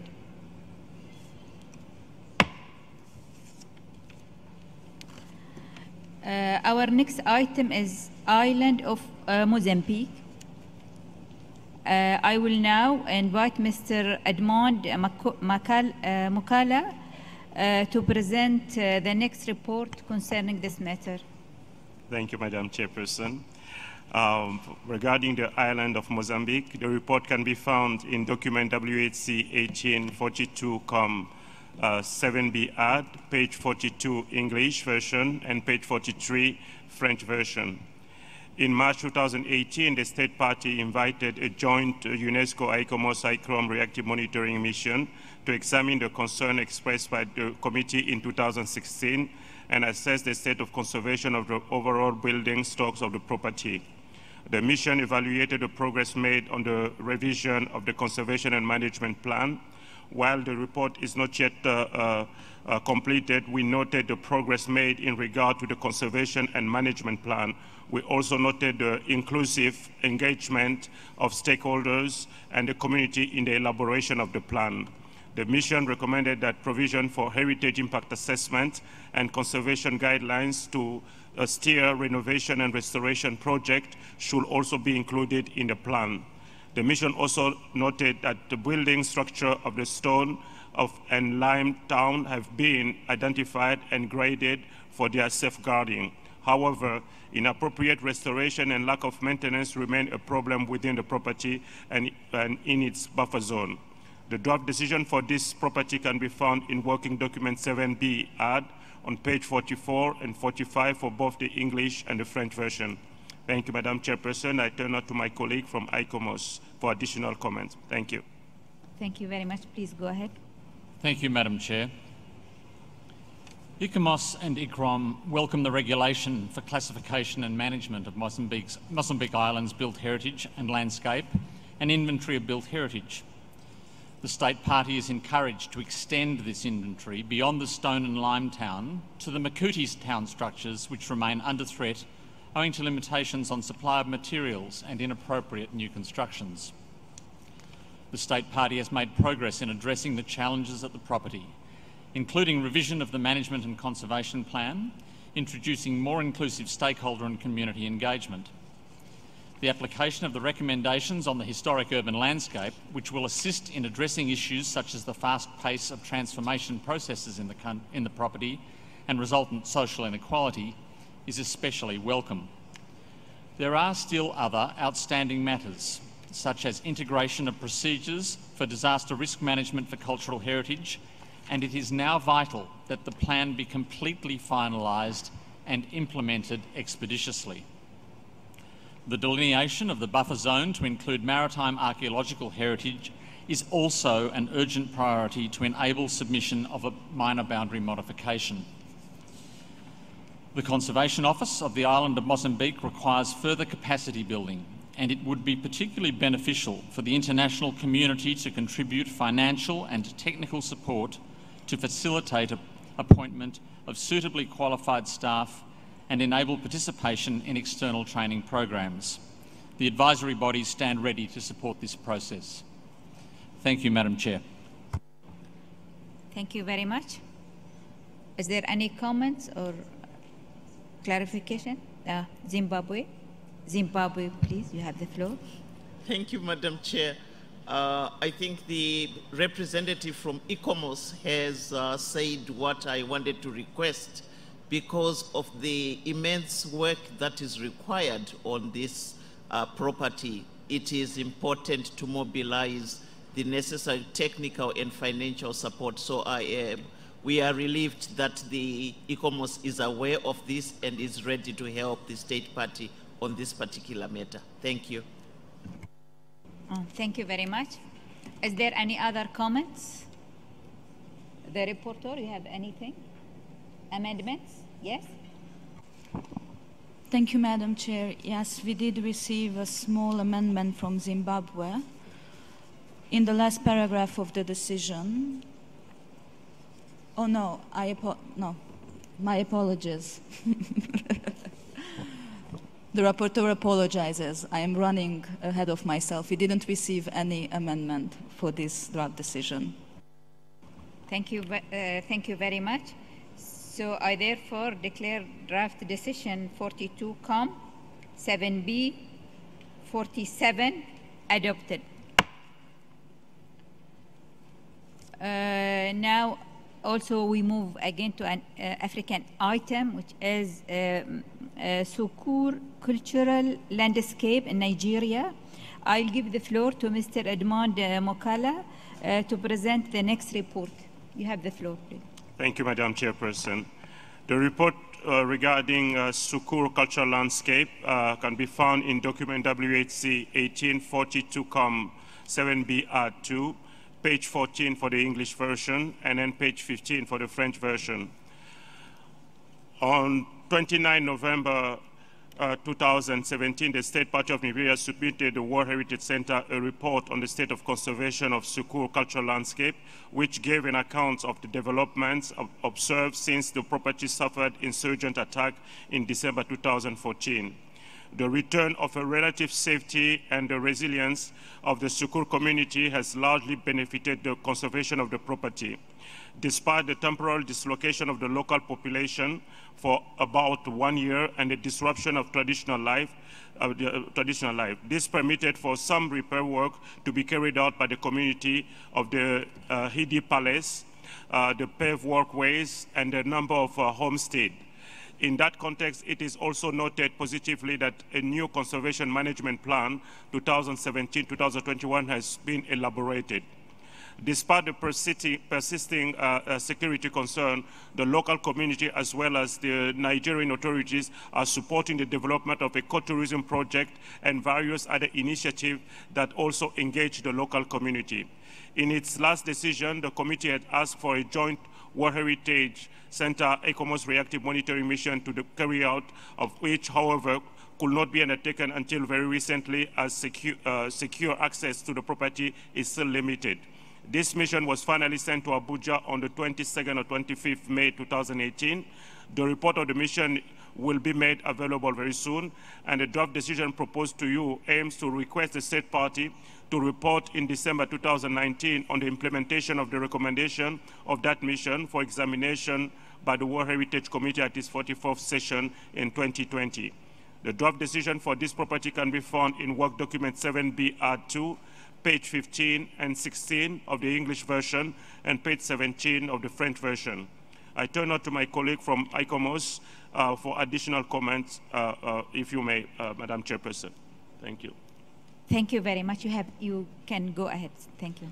Thank you, Madam Chair. This is a particularly fragile and remote property set high in the Mandara Mountains, centered on the remains of the Hidi Palace, which was damaged by the raids from insurgents. And with elaborate stone walls and terraces, the houses have distinctive traditional forms and structures. Even though the situation is now more stable, the property is facing pressures, as not only have the residents returned, but also others from the plains have taken refuge in the comparative safety of this mountain settlement. The refugees are constructing houses in modern materials and using scarce resources, and this is causing tensions with local residents. Meanwhile, work on reconstruction of the Hidi Palace still needs to be undertaken. There have clearly been changes to the property since the 2014 attacks, and the concern is how these might be impacting on the authenticity. We welcome the intention to undertake a cultural mapping program and consider that this should be extended to include traditional structures and traditional practices. We hope that funds to support this urgent work can be identified as soon as possible in order that there is a firm basis for recovery and for strengthening the resilience of traditional practices. Thank you. Thank you very much. Is there any comments or inquiries or NGO? The NGO, please. Thank you. Excuse me. There is the member state who asked for the speak from the committee. Zimbabwe. Zimbabwe, please. Thank you, Madam Chair. Zimbabwe commends the state party for the efforts that it is making in the restoration of the Hidi Palace, as well as the other homesteads, traditional homesteads that were destroyed by insurgents. The state party, we urge the state party to continue to monitor the influx of refugees into the cultural landscape, as has been said by the representative from ECOMOS. I am pleased that the representative from ECOMOS has urged and encouraged greater technical and financial assistance. A request for international assistance was made by the state party and granted in March 2017, but by the time of reporting in November 2017, the funds had not yet been transferred to the state party. It is also reported that there were extra budgetary funds under the Hungary Funds in Trust for Rehabilitation and Conservation Activities in 2016, but these have not yet reached the state party. Could we have clarification from this World Heritage Center on these two items? Thank you. Thank you very much. And Okay, now the floor is for Nigeria, please. Nigeria. Oh, Nigeria. It's in Nigeria, not NGO. May I, on behalf of the State Party Nigeria, congratulate Madam Chair, Her Excellency Sheikh Yahya Rashid Al Khalifa, for her election and elevation to this prestigious and responsible position of the chair. I also wish, Madam Chair, to thank the Kingdom of Bahrain for extending us this invitation and for hosting the 42nd session of the World Heritage Committee.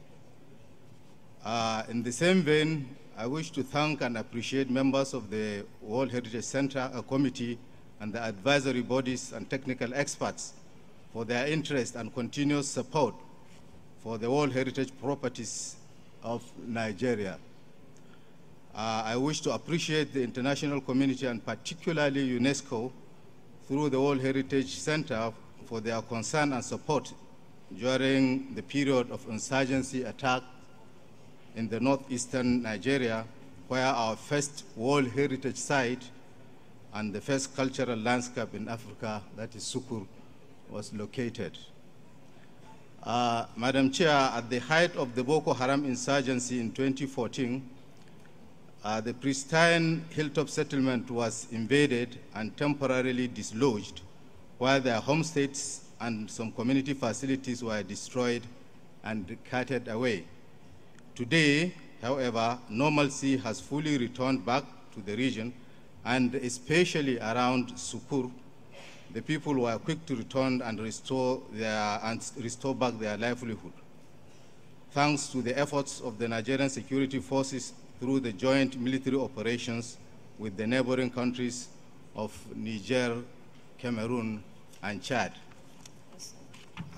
In January 2016, an updated report on the effect of the insurgency attack and the state of conservation and the security situation was sent to the World Heritage Committee. Details of the extent of the destruction of the site and the restoration requirements were also sent with a request for an international assistance to support the restoration efforts.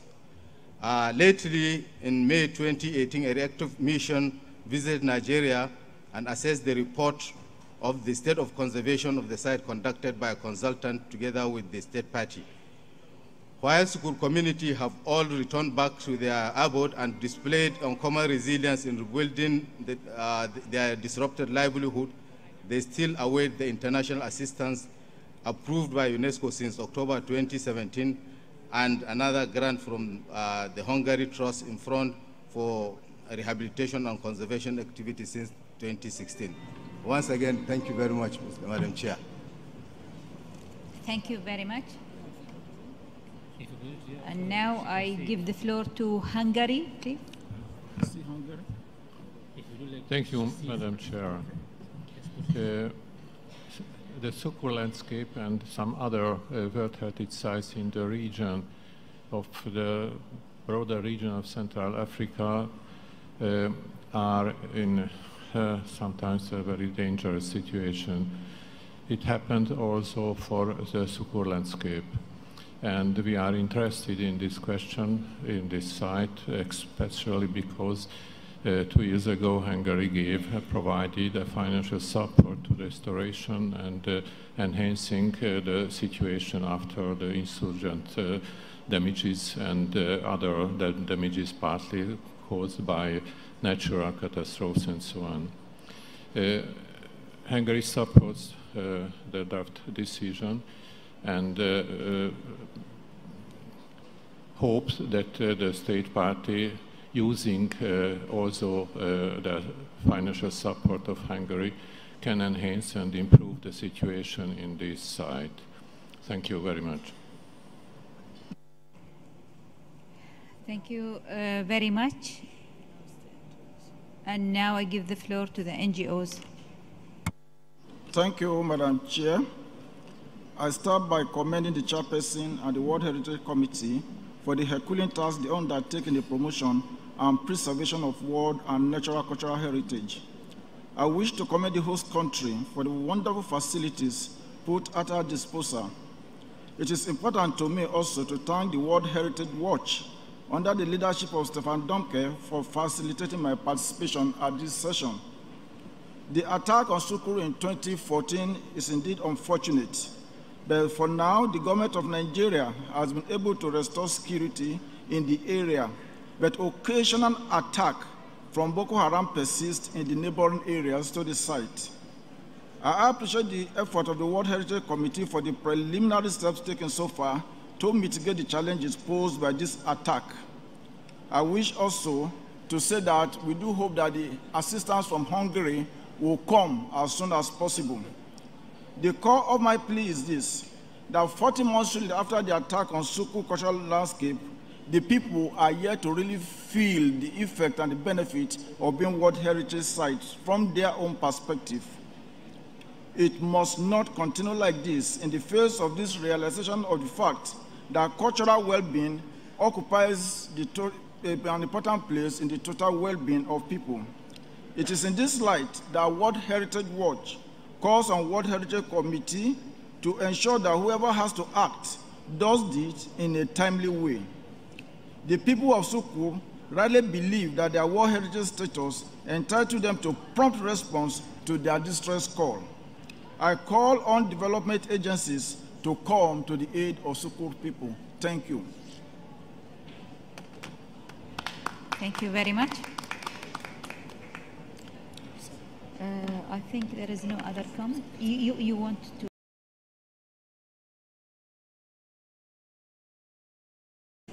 No, the next one? To answer, okay. Please, go ahead. Yeah, thank you, Madam Chairperson. Regarding the concern raised by the State Party of Zimbabwe on the request of the international assistance request that was submitted, just want to indicate indeed there was a bank transfer that was carried out immediately following the approval by the chairperson of the international assistance for Sukur. After 2 months, I had a meeting with Mr. Aliu in Abuja, where he then informed us in February that they never really received the amount. Then we launched an investigation regarding from the bank transfer in Paris via New York into Nigeria to trace really what really happened with that matter. We have received all the detailed bank communications between the bank in Nigeria, in New York, and as well as the one in Paris. It has been submitted to our Bureau of Financial Management actually just this week. And so we are very optimistic that this matter will be resolved very soon. Definitely the transfer will be made. And we are also in consultation with the permanent delegations of Nigeria. We have also explored the possibility to use another channel of transfer of this fund via the Abuja office, which then will include the Hungarian funds. The reason that we've held the whole process was we wanted to seek clarity on what exactly happened, why the fund was not able to reach Nigeria, but immediate action will be taken as the matter is now with the Bureau of Finance and Management. Thank you, Madam Chairperson. Thank you very much. The reporter, please, do you have any amendments? Thank you, Madam Chair. No, we didn't receive amendments to this draft decision. Thank you very much. So if there is no objection, we can adopt the decision? No? Okay. So I therefore declare the draft decision 42, 7B, 48 adopted. Again, our next item is Stone Town of Zanzibar, United Republic of Tanzania. I now give the floor to Mr. Edmond Mukala to present the next report. Thank you. Thank you, Madam Chairperson. The report of the Stone Town of Zanzibar, United Republic of Tanzania, can be found in document WHC 1842-7B on page 100 in the English version and page 101 in the French version.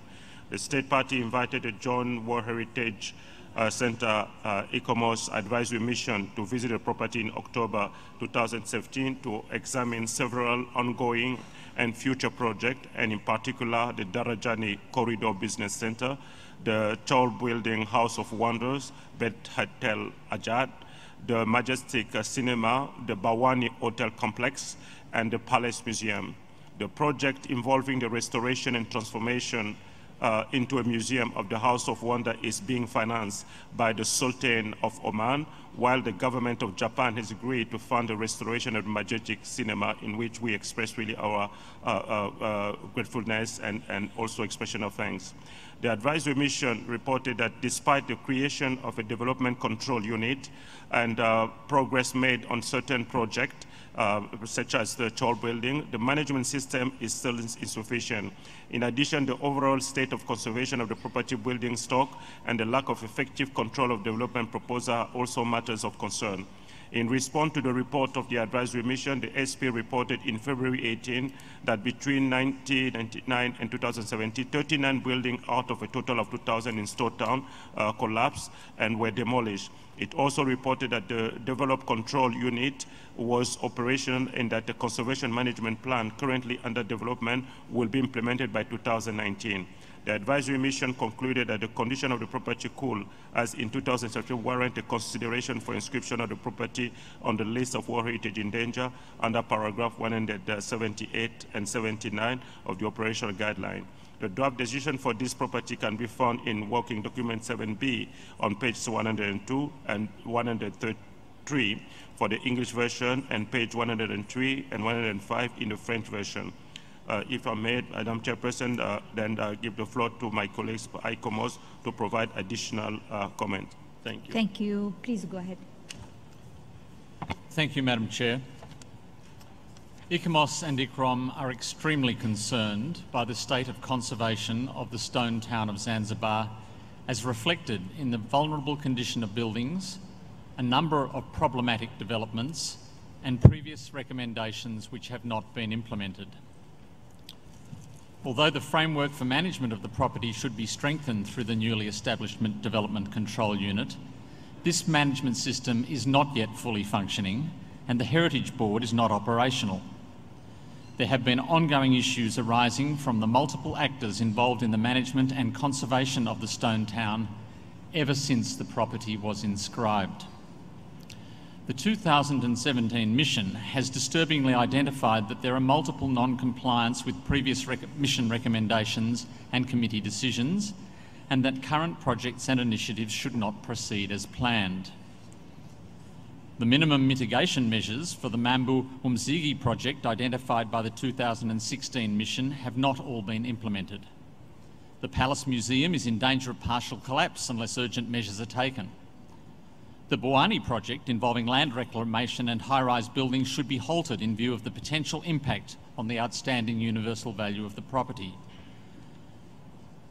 The Darajani Business Centre project should also be halted and a new project developed in line with the principles of the relevant local area plan and Greenbelt proposals. Consultation should occur with the World Heritage Centre and the advisory bodies before any decision on projects for the Malindi Container Terminal and Tipu Tip House in view of their potential impacts. And the final plans for the now complete Mizingani seawall, repeatedly requested since 2010, have not been submitted for review. Factors identified as adversely affecting the property since 2014 have not been satisfactorily addressed.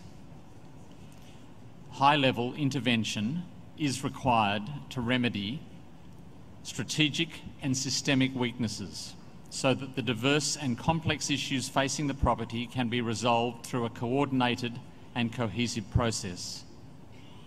This situation is urgent and needs to be actioned immediately.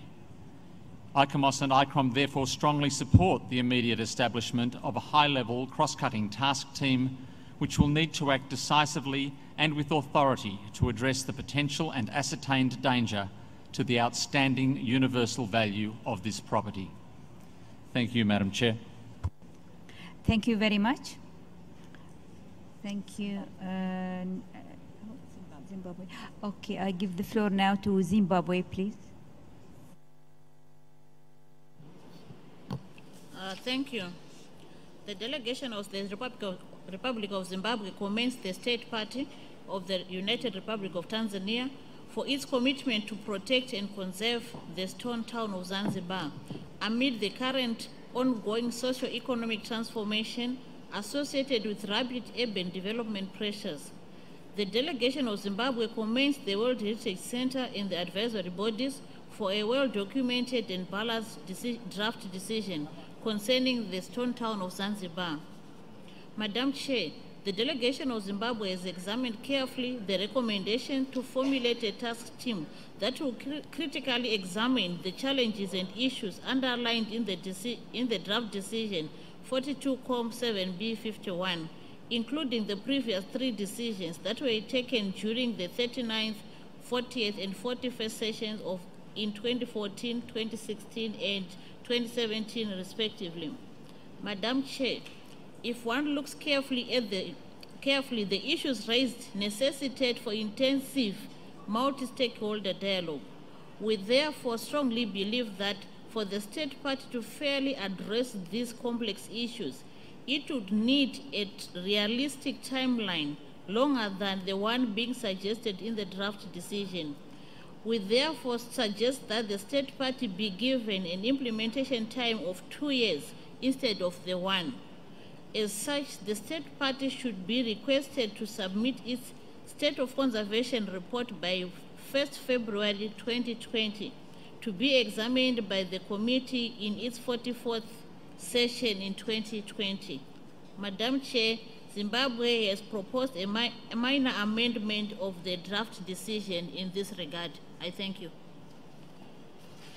Thank you very much. I would like to remind you that we are late in on our schedule.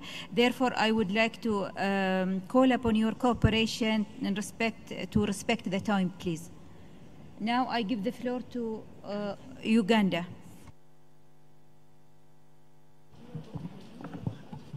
Thank you, Madam Chair. Uganda associates itself with a statement made by Zimbabwe and commends the state party for the efforts that they are making and would like to also support the suggested amendments by Zimbabwe, the minor amendments as elaborated, to give the state party time to report for the report for examination at the 44th session. Thank you. Thank you very much. And now I give the floor to Brazil, please. Thank you, Madam Chair. Brazil would like at the outset to commend the State Party of Tanzania for following ICAMO's recommendations with regard to the restoration of Beit al-Ajab, and commend as well the donor countries that associated their donations for this endeavor. We should also like to commend the categorization of more than 300 buildings owned by the Zanzibar Housing Corporation in order to provide prioritization to the conservation of these buildings. Nevertheless, we share the concern that the management system and the Heritage Board are yet not fully operational, despite 17 years after the inscription of this property on the World Heritage List. We believe that we echo the concern of Zimbabwe and Uganda that more time should be given by the state party. So we think that perhaps a 2-year time lapse would be more appropriate to address all the recommendations that we're requesting to the state party at this stage. And with your leave, Madam Chairman, I'd like to pose a question to ICAMO. Since we've been already examined another property of Swahili tradition, and we have requested for Kenya to invite a monitoring mission for Lamu, and we're now requesting a monitoring mission to Zanzibar. Could there be perhaps a common strategy to learn? I know the threats are different for each case, but to take lessons from one property and another in terms of conservation? Could the same mission attend both properties? perhaps we could benefit from synergies from these different properties. Thank you, Madam Chair. Thank you very much. Now I give the floor to Australia, please. Thank you, Madam Chair. Australia also commends the State Party of Tanzania of having undertaken successful restoration works in the Chor buildings and having followed the recommendations of ICOMOS in regard to the rehabilitation of the House of Wonders. And we certainly recognise the scale and complexity of managing and conserving historic urban landscapes such as this, and in particular traditional architecture. However, like a number of other committee members, we are also very concerned to read that none of the factors affecting the property identified in the SOC report since 2014 have been successfully addressed, and in particular that developments in the site are continuing now without the required notification of the World Heritage Centre, and that the potential impacts of these developments on the OUV of the property has not been reviewed. We therefore support the draft decision, and we urge the State Party to take note of all the requests, including the formation of a task team as recommended or discussed by ICOMOS, and to implement all the actions in the draft decision. We do, however, recognise that there's often difficulties in timeframes for state parties in inviting reactive monitoring missions and in providing state of conservation reports. We'd like to hear from the State Party about how they feel about the timeframes as they're proposed in the draft decision. Thank you. Thank you very much. Now I give the floor to Norway, please. Thank you, Madam Chair. It is regrettable that the stone town of Zanzibar has been subject to concerns for so many years. This wonderful town has for years been reviewed by multiple missions and committee sessions. However, the successful results are scarce. The attributes conveying OUV are vulnerable or in decay, whilst projects with adverse negative impacts on the OUV are proceeding without adequate steering regulations. We do hope that having in view a possible inscription on the danger list gives a due hope that it will provide momentum for positive incentives. In this case, we also believe that danger listing really could be a means for a sound development that eventually should be applied. However, Norway supports the amendment made by Zimbabwe to allow for reviewing the outcome of the joint reactive monitoring mission to the site, which will take place in 2019, as in the draft decision, to be examined at the 44th session of the committee in 2020 as the logic time frame. Also, we stand with Azerbaijan in the reasoning for a dual task overlooking more Swahili heritage sites when this mission will take action. Thank you, Madam Chair. Thank you very much. And now I give the floor to Angola, please.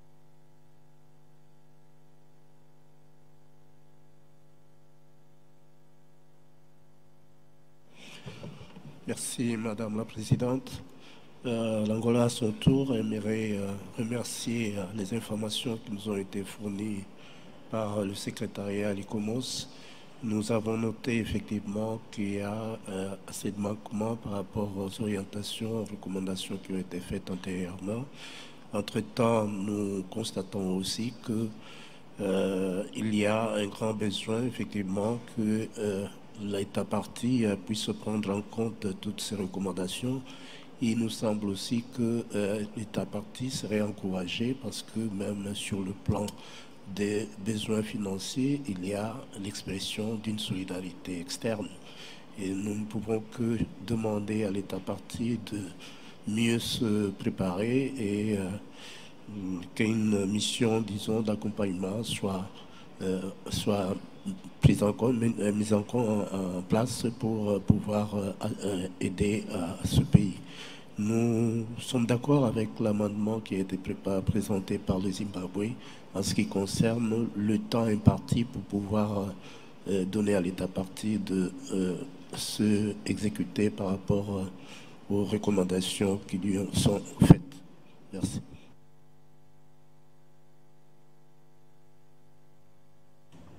Thank you very much. Is there any comments before I give the floor to the state party to reply? No comments? Okay. Okay. So now I give the floor to Tanzania. Thank you. Madam Chair, the United Republic of Tanzania wants to ensure the committee its full commitment to protect and to conserve the stone town of Zanzibar to promote its outstanding universal value.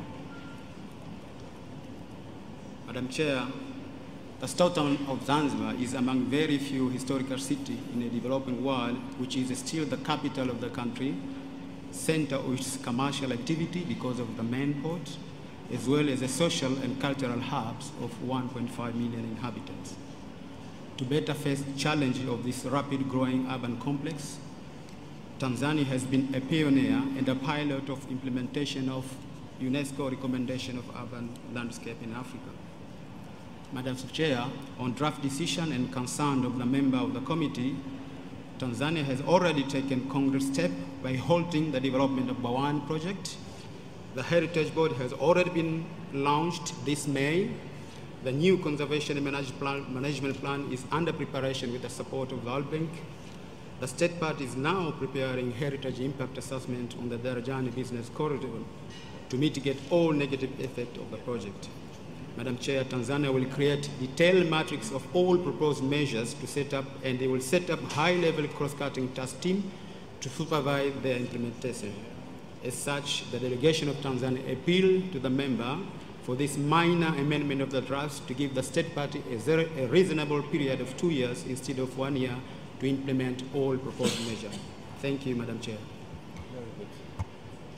Thank you very much. Now I give the floor to ICOMOS for their comment. Thank you, Madam Chair.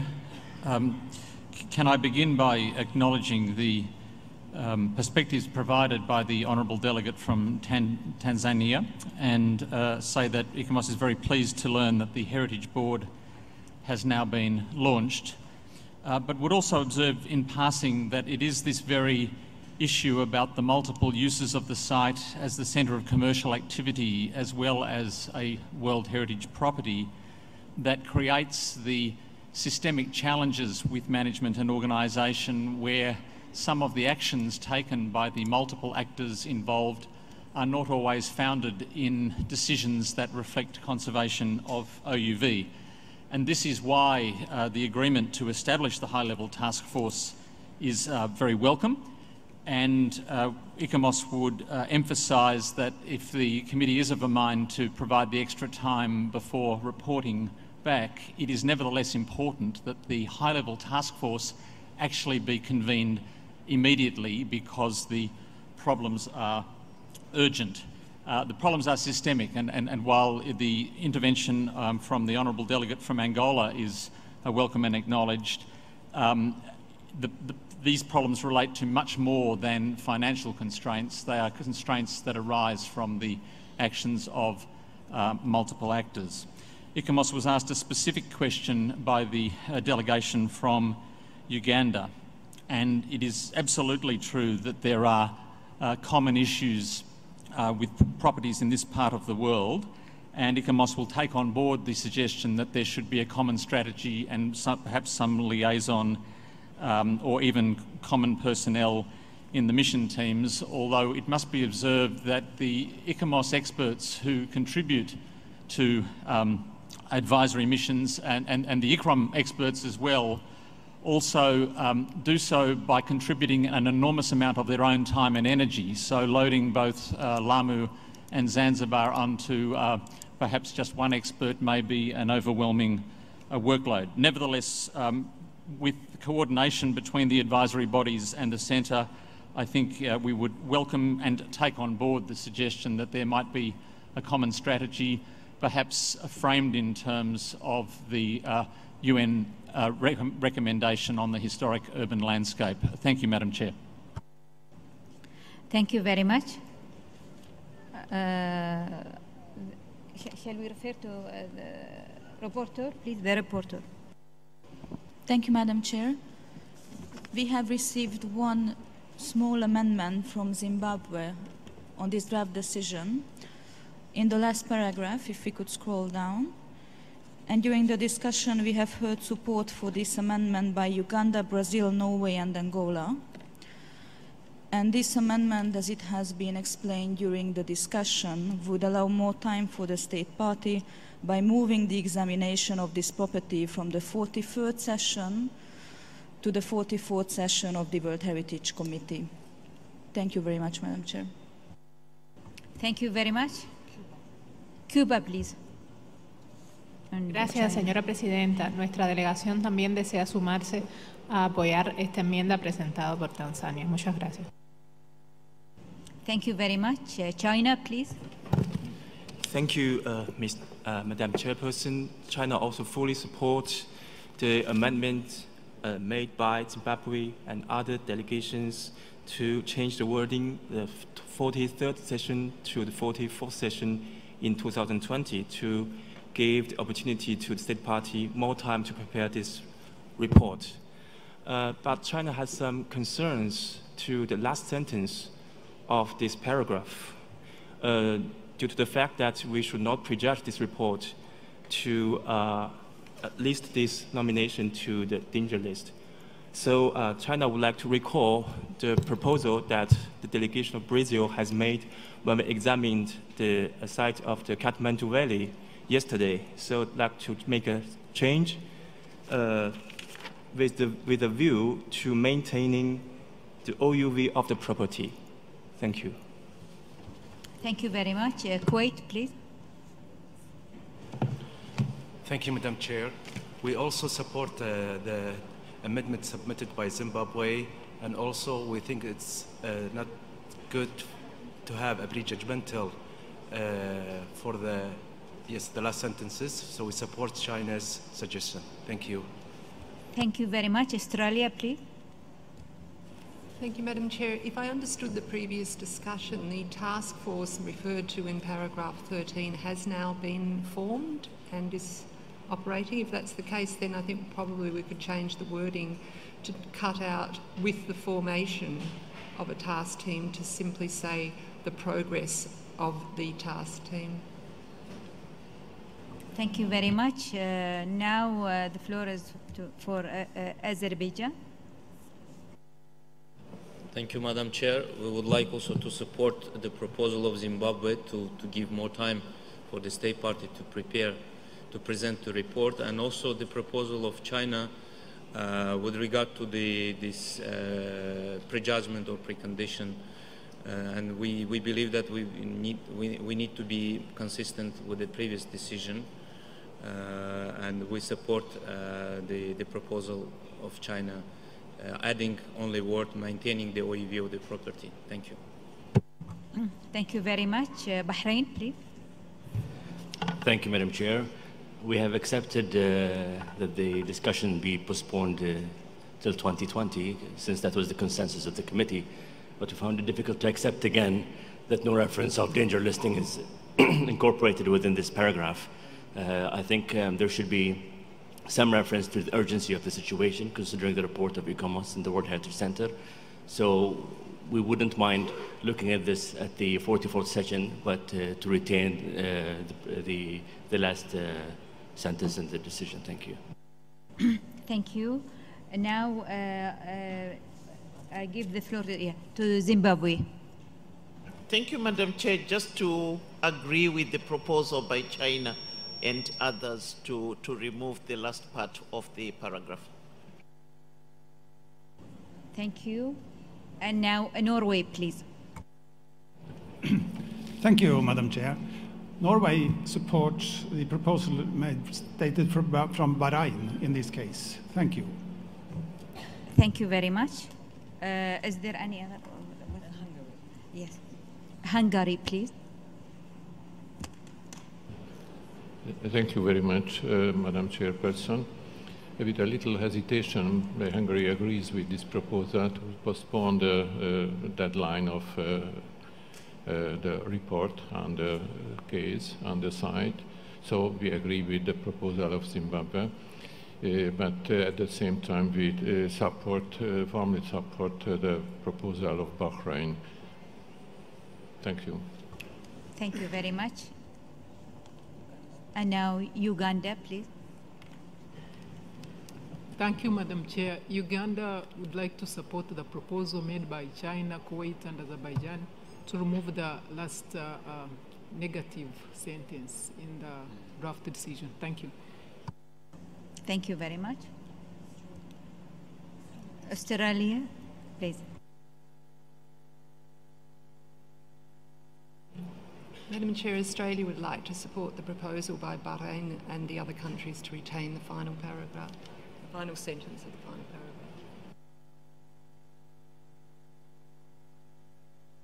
Angola, please. Madame la Présidente, comme hier, pour maintenir l'esprit positif, on ne peut pas préjuger des résultats d'un rapport qui viendra. Et donc nous appuyons la proposition du Zimbabwe.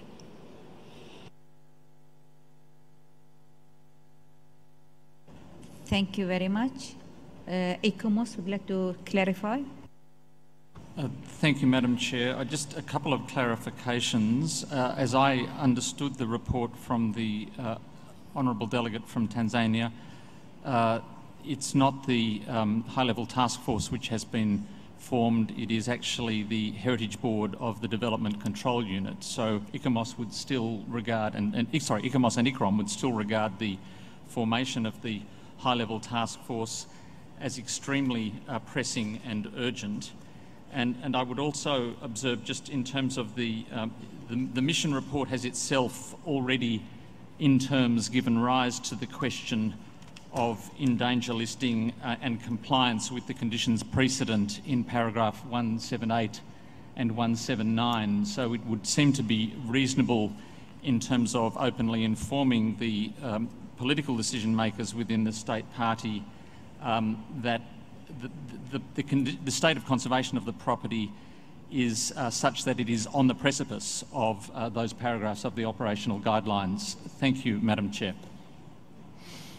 Thank you very much. And now Brazil, please. Thank you, Madam Chair. I'm sorry that my delegation has taken the floor for the second time on this topic, but as Brazil was conceived this formulation yesterday, maintaining the universal value of the property, I would like to add myself to the proposal made by China to keep this. The idea is that we say the same thing, but in a positive and constructive way. Thank you. Thank you very much. And now Australia, please. Madam Chair, thank you to ECOMOS for the clarification on the task force. We'll withdraw the amendment that we were proposing for paragraphs 13. So, is there any other comment? Can you read the last draft for the paragraph or the item? Thank you, Madam Chair. So there seems to be agreement about the postponement of the examination. However, we have two opposing views regarding the last part of the paragraph. So I will now read out how the paragraph would look like with the amendment proposed by China and supported by Kuwait, Azerbaijan, Zimbabwe, Uganda, Angola, and Brazil. Requests furthermore the state party to submit to the World Heritage Center by 1st of December 2019 a report on the state of conservation of the property and the implementation of the above for examination by the World Heritage Committee at its 44th session in 2020 with a view to maintaining the OUV of the property. Thank you very much, Madam Chair. Thank you very much. Is there any comments or objection on the paragraph? The final wording of the paragraph? No? No objection? Objection. Huh?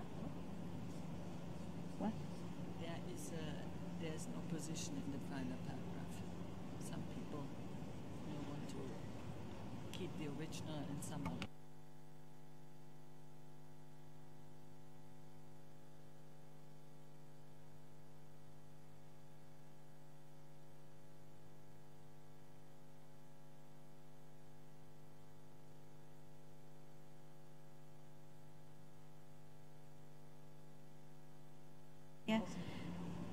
Now the final draft is as she read to you now.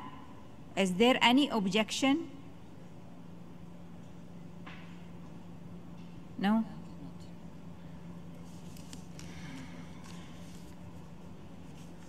So I therefore declare draft decision 42, 7B, 51 adopted.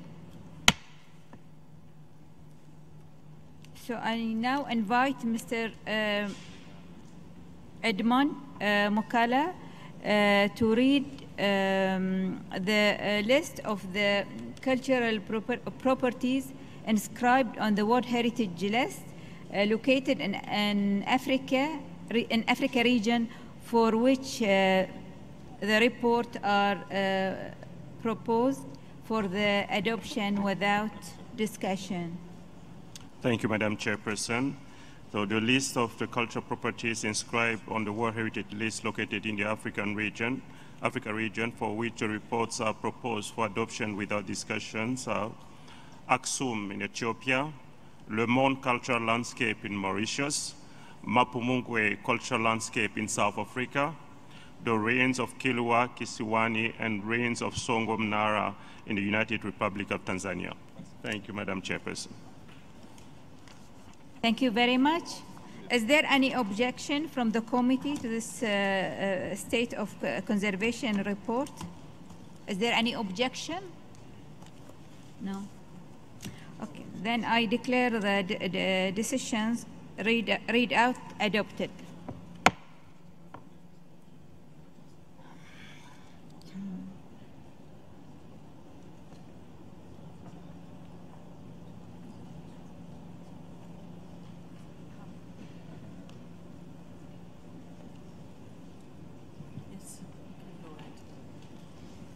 Okay, so now we move to the Arab states, Batra, Jordan.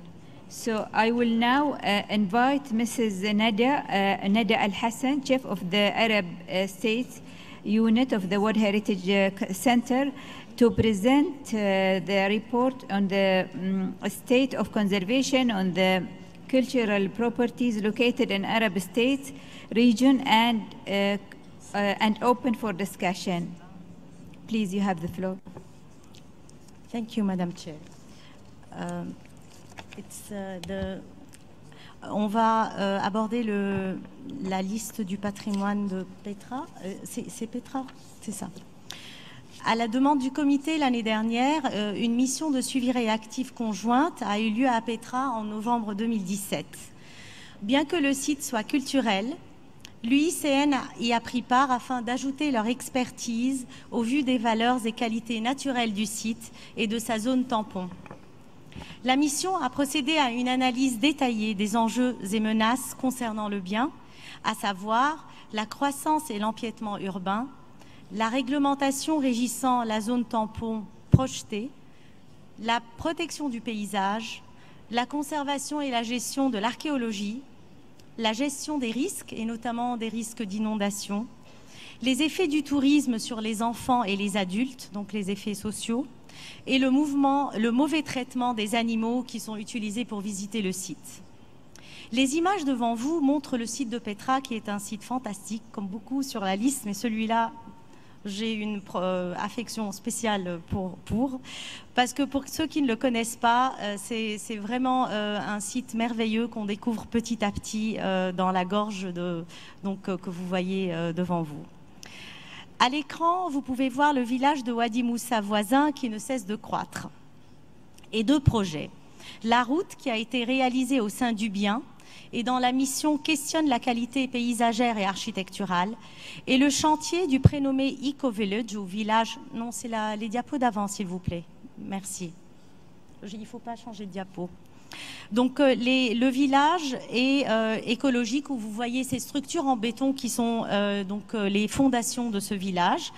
Il s'appelait Eco-Village, mais ces deux projets, donc ce projet de Eco-Village devrait être dans la zone tampon projetée, dont le chantier a été arrêté suite à notre mission. Lors de notre mission, donc, qui a eu lieu il y a 7 mois, l'État partie nous a montré un engagement clair pour répondre à nos recommandations par des mesures structurées et concrètes. La grande qualité du plan de gestion intégré pour Petra, élaboré de manière participative par l'autorité responsable, la Petra Development and Tourism Authority et le département des Antiquités, avec le soutien de l'UNESCO, facilitera substantiellement ses efforts dès que sa mise en route imminente sera lancée. Donc ça, c'est une très bonne nouvelle. Diapo suivante maintenant, s'il vous plaît. L'État partie devrait être félicité pour ses décisions importantes visant à atténuer l'impact des chantiers de construction en cours aux environs du bien, y compris le remplacement du projet d'agrandissement de l'hôtel Crown Plaza.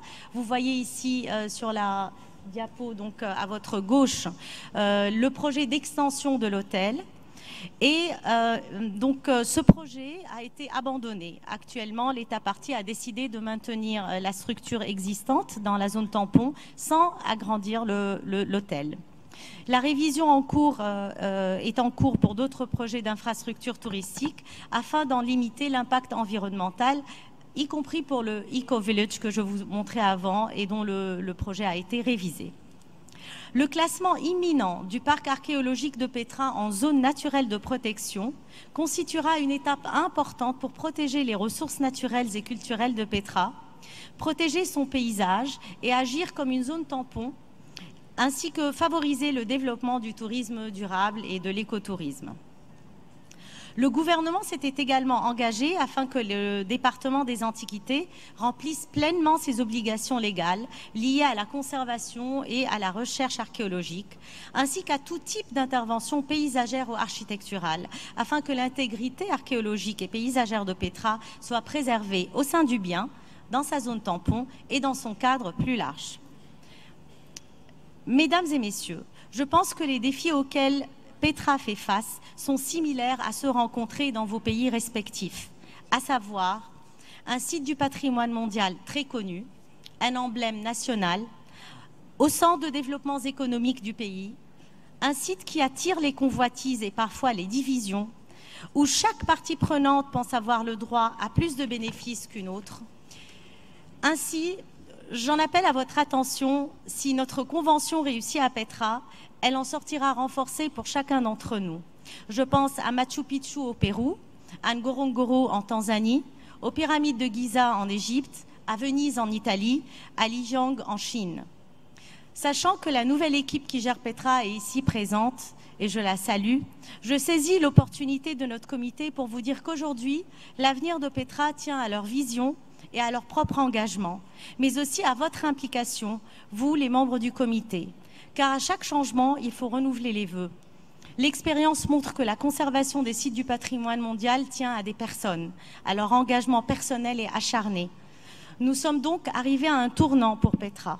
Aujourd'hui, soit les bonnes décisions sont prises et mises en œuvre, telles que recommandées dans notre rapport de mission, soit le site évoluera vers une urbanisation croissante qui va l'engloutir jour après jour. La diapo sur la croissance urbaine à votre droite, à l'écran, nous montre cette évolution, même si les images ne sont pas bonnes, mais la croissance urbaine avance très vite. Alors la question est comment? Eh bien, c'est la politique du développement durable que vous avez adoptée en 2015 qui nous en donne la clé. Nous proposons d'aborder le futur de Petra à travers une vision nouvelle, à travers une planification territoriale intégrée qui voit plus loin et plus large que les limites administratives actuelles, au-delà de la zone tampon projetée. Une planification visant à renforcer le développement social et économique durable et à diversifier les sources de revenus économiques dans des zones plus éloignées de Petra afin d'alléger la pression que subit ce site. Nous proposons qu'une vision et qu'un plan national multidisciplinaire soit élaboré pour la région de Petra au sens large par des urbanistes, des juristes, des sociologues, des économistes, des environnementalistes et les autorités locales, régionales et centrales. Cette vision devra être accompagnée d'un moratoire permanent sur les nouvelles constructions dans la zone tampon, dans la zone des hôtels à l'entrée du site, et ainsi sur les constructions visibles à partir du site. Elle nécessitera de trouver des solutions juridiquement et financièrement viables pour les propriétaires de ces terrains. C'est donc une entreprise colossale pour le pays. L'implication active des communautés locales et des organisations de la société civile sera très importante. En les impliquant, c'est ce qui se passe aujourd'hui, heureusement, en Jordanie, nous répondons à leurs besoins en matière de développement économique et social et à leurs problèmes comme le travail des enfants et le décrochage scolaire, problèmes aigus à Petra. Nous éviterons aussi les tensions sociales. La décision vous est proposée à la page 109 en français et en anglais. Mais au-delà des mots, fût-il dans la décision, c'est d'un élan de notre part à tous que nous avons besoin, dont nous avons besoin pour concilier protection du patrimoine mondial et développement durable. Je me permets donc de vous appeler à participer activement à la discussion qui suivra cette présentation. Madame la Présidente Likomos souhaiterait prendre la parole, s'il vous plaît.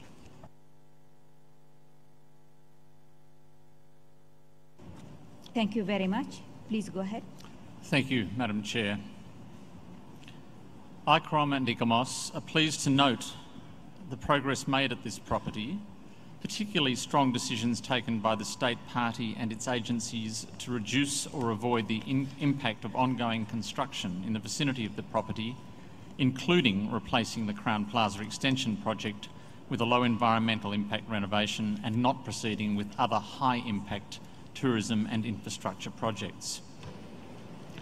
There is a need for strong engagement of the Department of Antiquities in the ongoing management of the property, and the proposed Memorandum of Understanding between the Petra Development and Tourism Authority and the Department of Antiquities is welcome. There is also a welcome emphasis at the property on sustainable development, including efforts to involve local communities and civil society organisations in decision-making and local development actions, and to address their economic and social needs. However, urban growth and encroachment remain a major threat to the outstanding universal value of the property. The proposed integrated territorial master plan, which does allow for sustainable economic, social and environmental development, will be a vital tool to protect the property from urban growth and development pressure. The proposed minor boundary modification, including delineation of the buffer zone and clarification of protective urban regulations, will assist in the elaboration of this integrated territorial master plan, and it is essential to ease planning and development pressures on the buffer zone. In this regard, the designation of the Petra Archaeological Park as a natural protected area will reinforce protection of both natural and cultural resources. The November 2017 Joint Reactive Monitoring Mission has undertaken a thorough assessment of current issues, threats and needs at the property in consultation with local authorities, and it is now of great importance that all of the recommendations of the mission are fully implemented. Thank you, Madam Chair. Thank you very much. Is there any comments or inquiries in the Petra matter? No. The reporter, please. Is there any changes? Thank you, Madam Chair. No, we didn't receive any amendments. Thank you very much. Thank you very much. So I therefore declare draft decision 42, 7B, 54 adopted. They can take this. Okay. Jordan, please, you have the floor.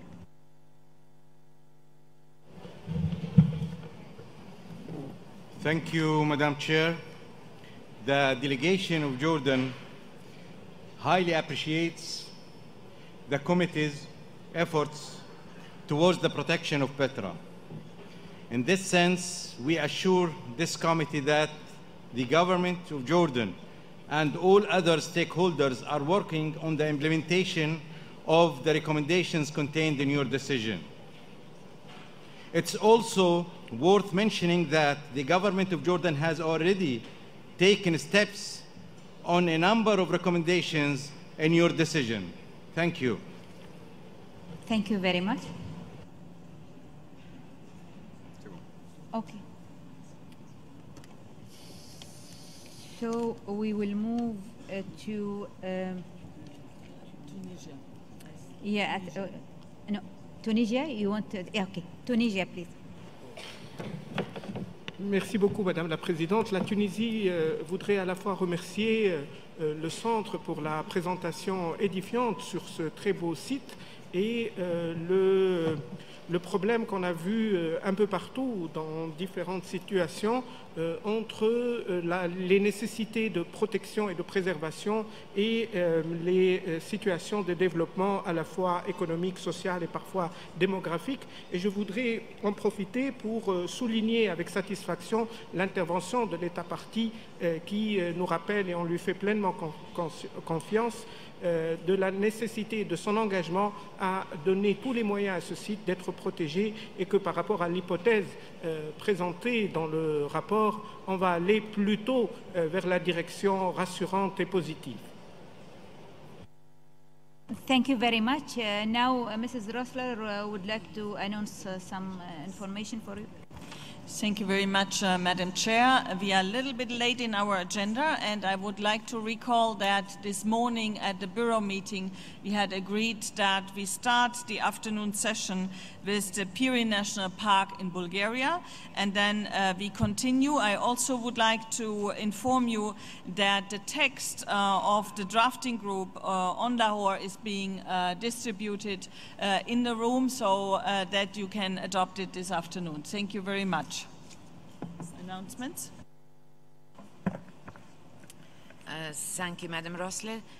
Concerning the side events of today lunchtime, you have many side events today, 5.